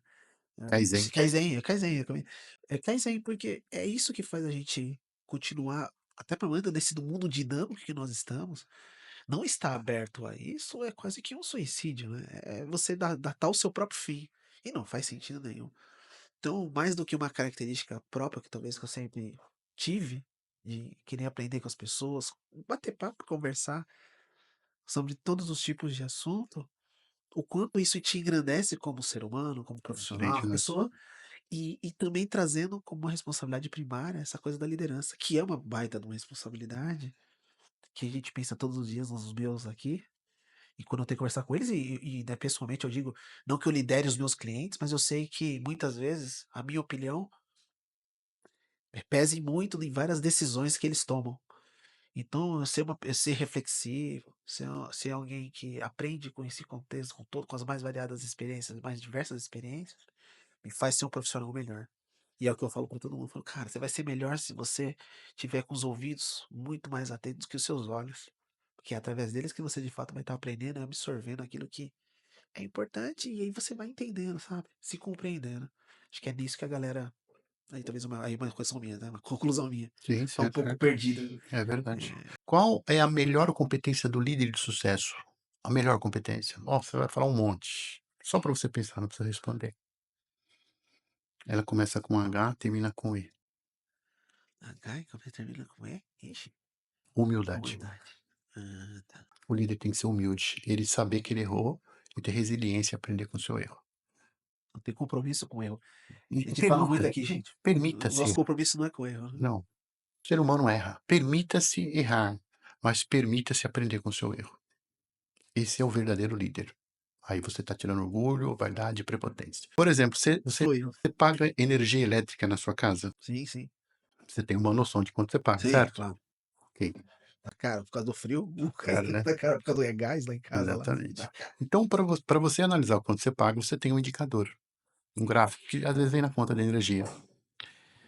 O Júnior, quem não mede não muda. Se você não vê os gráficos, os indicadores, tá tudo bem. Você não está vendo. Então, quando eu faço uma Dos pesquisa de indicadores que engajamento, comentou, indicadores, quando eu faço uma pesquisa de engajamento, você até pode perguntar para os seus colaboradores como eles veem a RioLex, mas uma pesquisa você fala, olha, é isso aqui. Então, dali nós temos os indicadores e nós vamos trabalhar. Eu vou construir, de uma forma customizada, sim, workshops para vocês, palestras para vocês, treinamentos mais direcionados a esses indicadores que foram feitos por quem? Por vocês. por nós mesmos, né, as Por informações vêm vocês, interno, né. né. Porque às vezes que, né, eu tenho empresas, grandes empresas que eu trabalho, mas às vezes não serve para você. Sim. Então o trabalho é feito customizado, é feito para a RioLex, mediante a que os seus colaboradores irão falar e as perguntas, né, perguntas inteligentes. Você quer uma resposta inteligente? Faça a pergunta inteligente. As perguntas serão dializadas por nós, é um time, Sim. E ali nós vamos idealizar, a solução para isso, as ferramentas para isso. Uma coisa que a gente eu sei que a gente tá indo para o nosso final, mas uma pergunta que não quer calar aqui, que ficou na minha mente: qual a diferença de fazer uma análise e fazer um coach? Análise. Análise, você fala psicológica? É, porque você como você comentou da própria sessão de coaching, eu já participei, já tive essa experiência de uma experiência de com coach, passei por alguns treinamentos, né, Uhum. mas nunca para mim ficou muito claro entre a pessoa fazer análise, Análise psicológica, fazer né. devidamente profissional, psicólogo, etc, Uhum. fazer análise e fazer um coach, que para mim, eu não sei o quanto eu tô errado nisso, mas são coisas muito se não são obviamente não são idênticas, porque as técnicas são outras, eu nunca fiz análise, mas me parece que se assemelha muito, né, quando eu converso com amigos e tal, Parece, viu. que passa por isso. Tem diferença ou não? O que que um, de fato, um empresário como esse exemplo que você acabou me dando, né, então esse cara tá no nível do coach, não é só uma análise que resolveria as questões mais profundas dele. Porque é disso que a gente tá falando, né, melhorar o próprio ser humano, né. Verdade. Ô Júnior, eu sou favorável, por mim, todas as pessoas poderiam fazer sessões psicológicas, análise. Eu já fiz, muitos anos atrás. É muito legal, é muito gostoso você falar com profissionais de psicologia, você desabafar seus casos pessoais e essa pessoa está lá para te ajudar, né. Eu sou muito favorável que as pessoas passem por análises psicológicas, porque tem coisas que você não vai poder falar para ninguém. Psicólogo, pessoas que vai te ajudar a entender a sua mente. O coach, ele trabalha o presente aonde você quer chegar profissionalmente. Aí restringe-se a questão profissional. Profissionalmente. O que que é Mas pode profissionalmente? bater, não pode? Em algum momento uma questão pessoal que tá impactando Pode, direto pode. Aí, por nessa minha exemplo, nesse meu na minha progresso, né, na minha progressão sim, profissional, sabe. por exemplo, onde você quer chegar e qual o comportamento que você tem que ter e quais as crenças que estão te limitando a isso. Isso é um coach, Tá. né. Eu acredito que eu não nasci para isso. Bom, isso é uma crença, então nós podemos trabalhar isso no coach. Que eu tinha um problema com o meu pai, com a minha mãe. Procura uma psicóloga. Então olha, isso aqui não é comigo, né, isso aqui é um trabalho, procura um psicólogo, vê se realmente ela pode ajudar você nesse aspecto, né. O coaching não trabalha esse aspecto. Pelo menos Sim, sim, sim, eu, na minha claro, claro. formação de coach sistêmico, isso deixou muito claro. Psicologia e coach. Coach é daqui para frente. Aonde que você quer chegar profissionalmente? Qual o comportamento adequado? Quais os exemplos profissionais que você vai ter? O que que inspira, né, os seus colaboradores, como que você tem que ter esses exemplos. É isso, isso é coach, né. Então, algumas crenças que estão limitando você a tomar decisões e crenças que vão potencializar isso, tá. Agora, traumas, essas coisas de família, alguma coisa psicólogo. Eles são trabalhados para isso, eles têm, competência para trabalhar esse assunto, então é direcionado para eles. Eu direciono, por exemplo. Eu não me aventuro naquilo que eu não sou formado, e respeitar, obviamente, né, Sim, sim. essa parte. Então, a mentoria também, além de coach, eu faço mentoria. O coach faz perguntas inteligentes, para obter resposta inteligente, faz você se inspirar naquilo, você vai buscar a resposta. O mentor, que é um outro momento, ele vai te dar a solução. Entendi. Porque, às vezes, a pessoa que eu não vou fazer um trabalho, ele não precisa de um coach, ele precisa de solução imediata. Você não está precisando, não, cara, não. Você já sabe. O que você precisa, às vezes, é coragem de tomar uma ação. Então, faça isso, isso, isso. Esse é mentor. Essa é mentoria. Consegui responder? Sim, sim, sim, perfeitamente, perfeitamente, tá claro, tá claro. A gente falou aqui nos bastidores, a gente estava do nosso estava almoçando, que eu te questionei, né, sobre quando a gente fala de coach, é uma palavra que, de certa forma, Imagina. ficou um pouco banalizada, se a gente pode assim dizer, né, todo mundo é coach agora. É, Agora todo mundo é coach, curso de coach, coach de etcétera. tudo, né. Então tem coach de tudo, né, tem coach de É, tudo que a gente possa imaginar tem um coach agora, pior. né. E o quanto que é importante muitas vezes um papo como esse, tentar trazer mais a seriedade não é a profissão, mas a função em si, e na verdade os aspectos benéficos, né, qual onde de fato ele trabalha. Para tentar não só desmistificar, mas falar assim: "Cara, tem de tudo". Obviamente, o mercado tem de tudo, você vai encontrar profissionais bons e ruins, picareta é o que mais tem, obviamente, em todas as profissões. Falo aqui do nosso lado aqui, falando de contabilidade, enfim, maus profissionais existem, mas é muito importante, é muito bacana quando a gente encontra pessoas sérias que de fato fazem uso do próprio dão valor ao próprio nome, coach ou contador ou qualquer outro profissional de qualquer outra área, Uhum. levando de fato a missão daquela função, daquela profissão, fazendo com que de fato aquilo, a sua tentando atingir seu verdadeiro objetivo. E É, isso é muito legal eu, e eu acho que é importante, né, eu é vou te importante. responder, eu vou te provocar. Ah, É, para você ser contador, você fez o quê? ah, fiz técnico em contabilidade, depois fiz ciências contábeis e mais 20 e tantos anos de experiência prática, né. Você já errou? Experiência prática. Vixe Maria. Todo dia, né, Você já acertou? várias vezes, Então você é um coach. várias vezes. Então o coach tem que ter uma qualificação. Eu tenho uma formação de coach sistêmico por um instituto. Então eu tenho diploma, tenho uma certificação, então é importante isso. Sim, sim. Tem uma certificação com referência a isso. Segundo, o coach tem que ter experiência, o mentor tem que ter experiência de erros e acertos, né. Então é essa experiência que eu passo para as pessoas que me contratam. Eu já errei bastante, mas eu acertei muito mais do que eu errei. Então, o mentor ou o coach, ele tem que ter experiência, assim como você.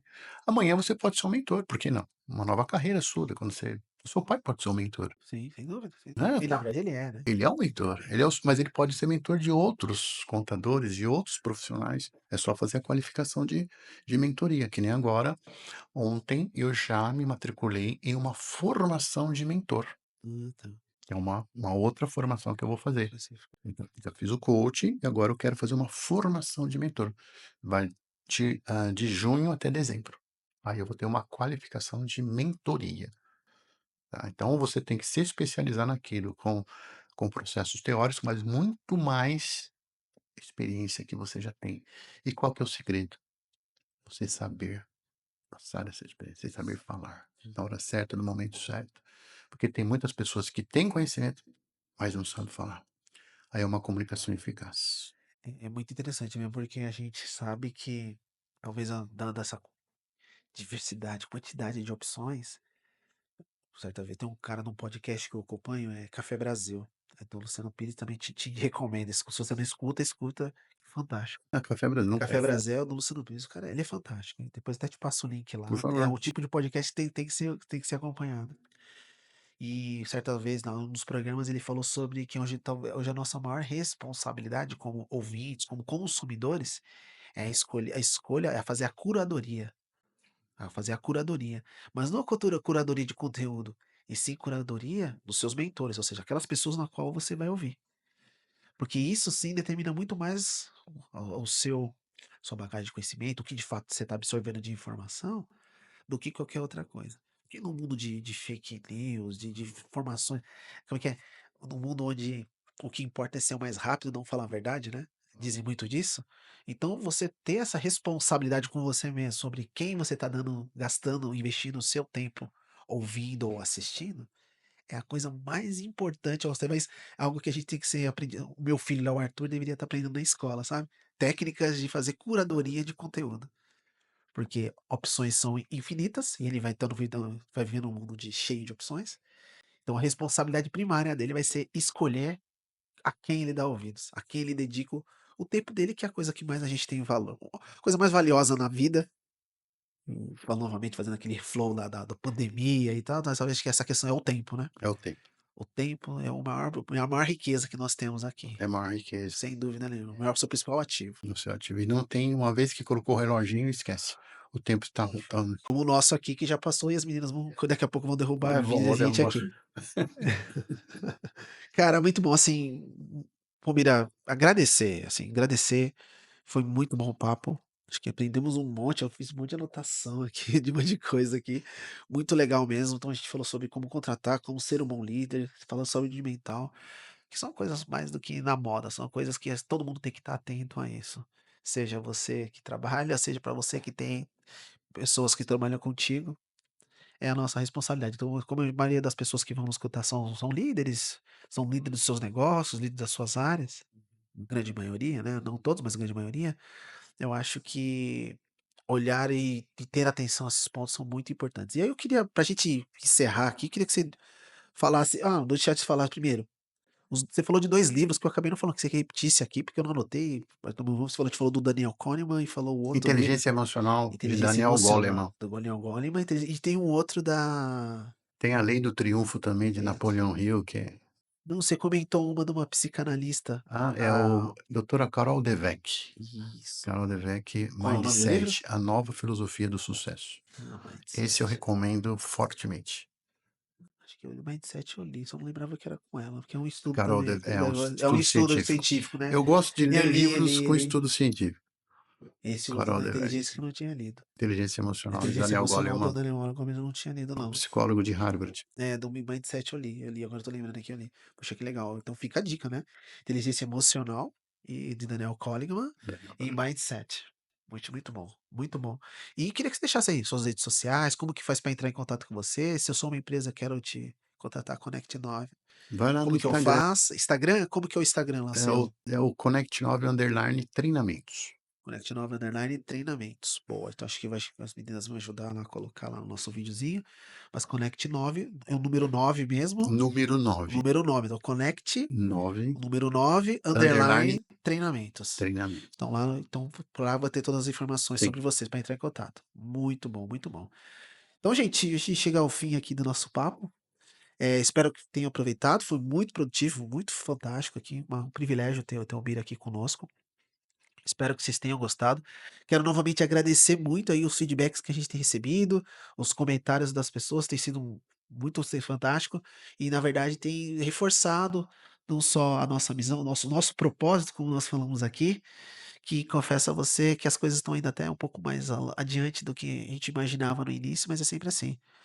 Estamos fazendo algo que a ideia é contribuir, que a gente possa compartilhar conteúdo de valor e que de alguma maneira alcance a quem quer, que dedique o seu tempo para nos ouvir, que saia após ouvindo esse papo, essa conversa, com algum insight, com alguma reflexão que possa melhorar o seu negócio, o seu dia a dia. Agradeço a todos, até o próximo episódio. Muito obrigado.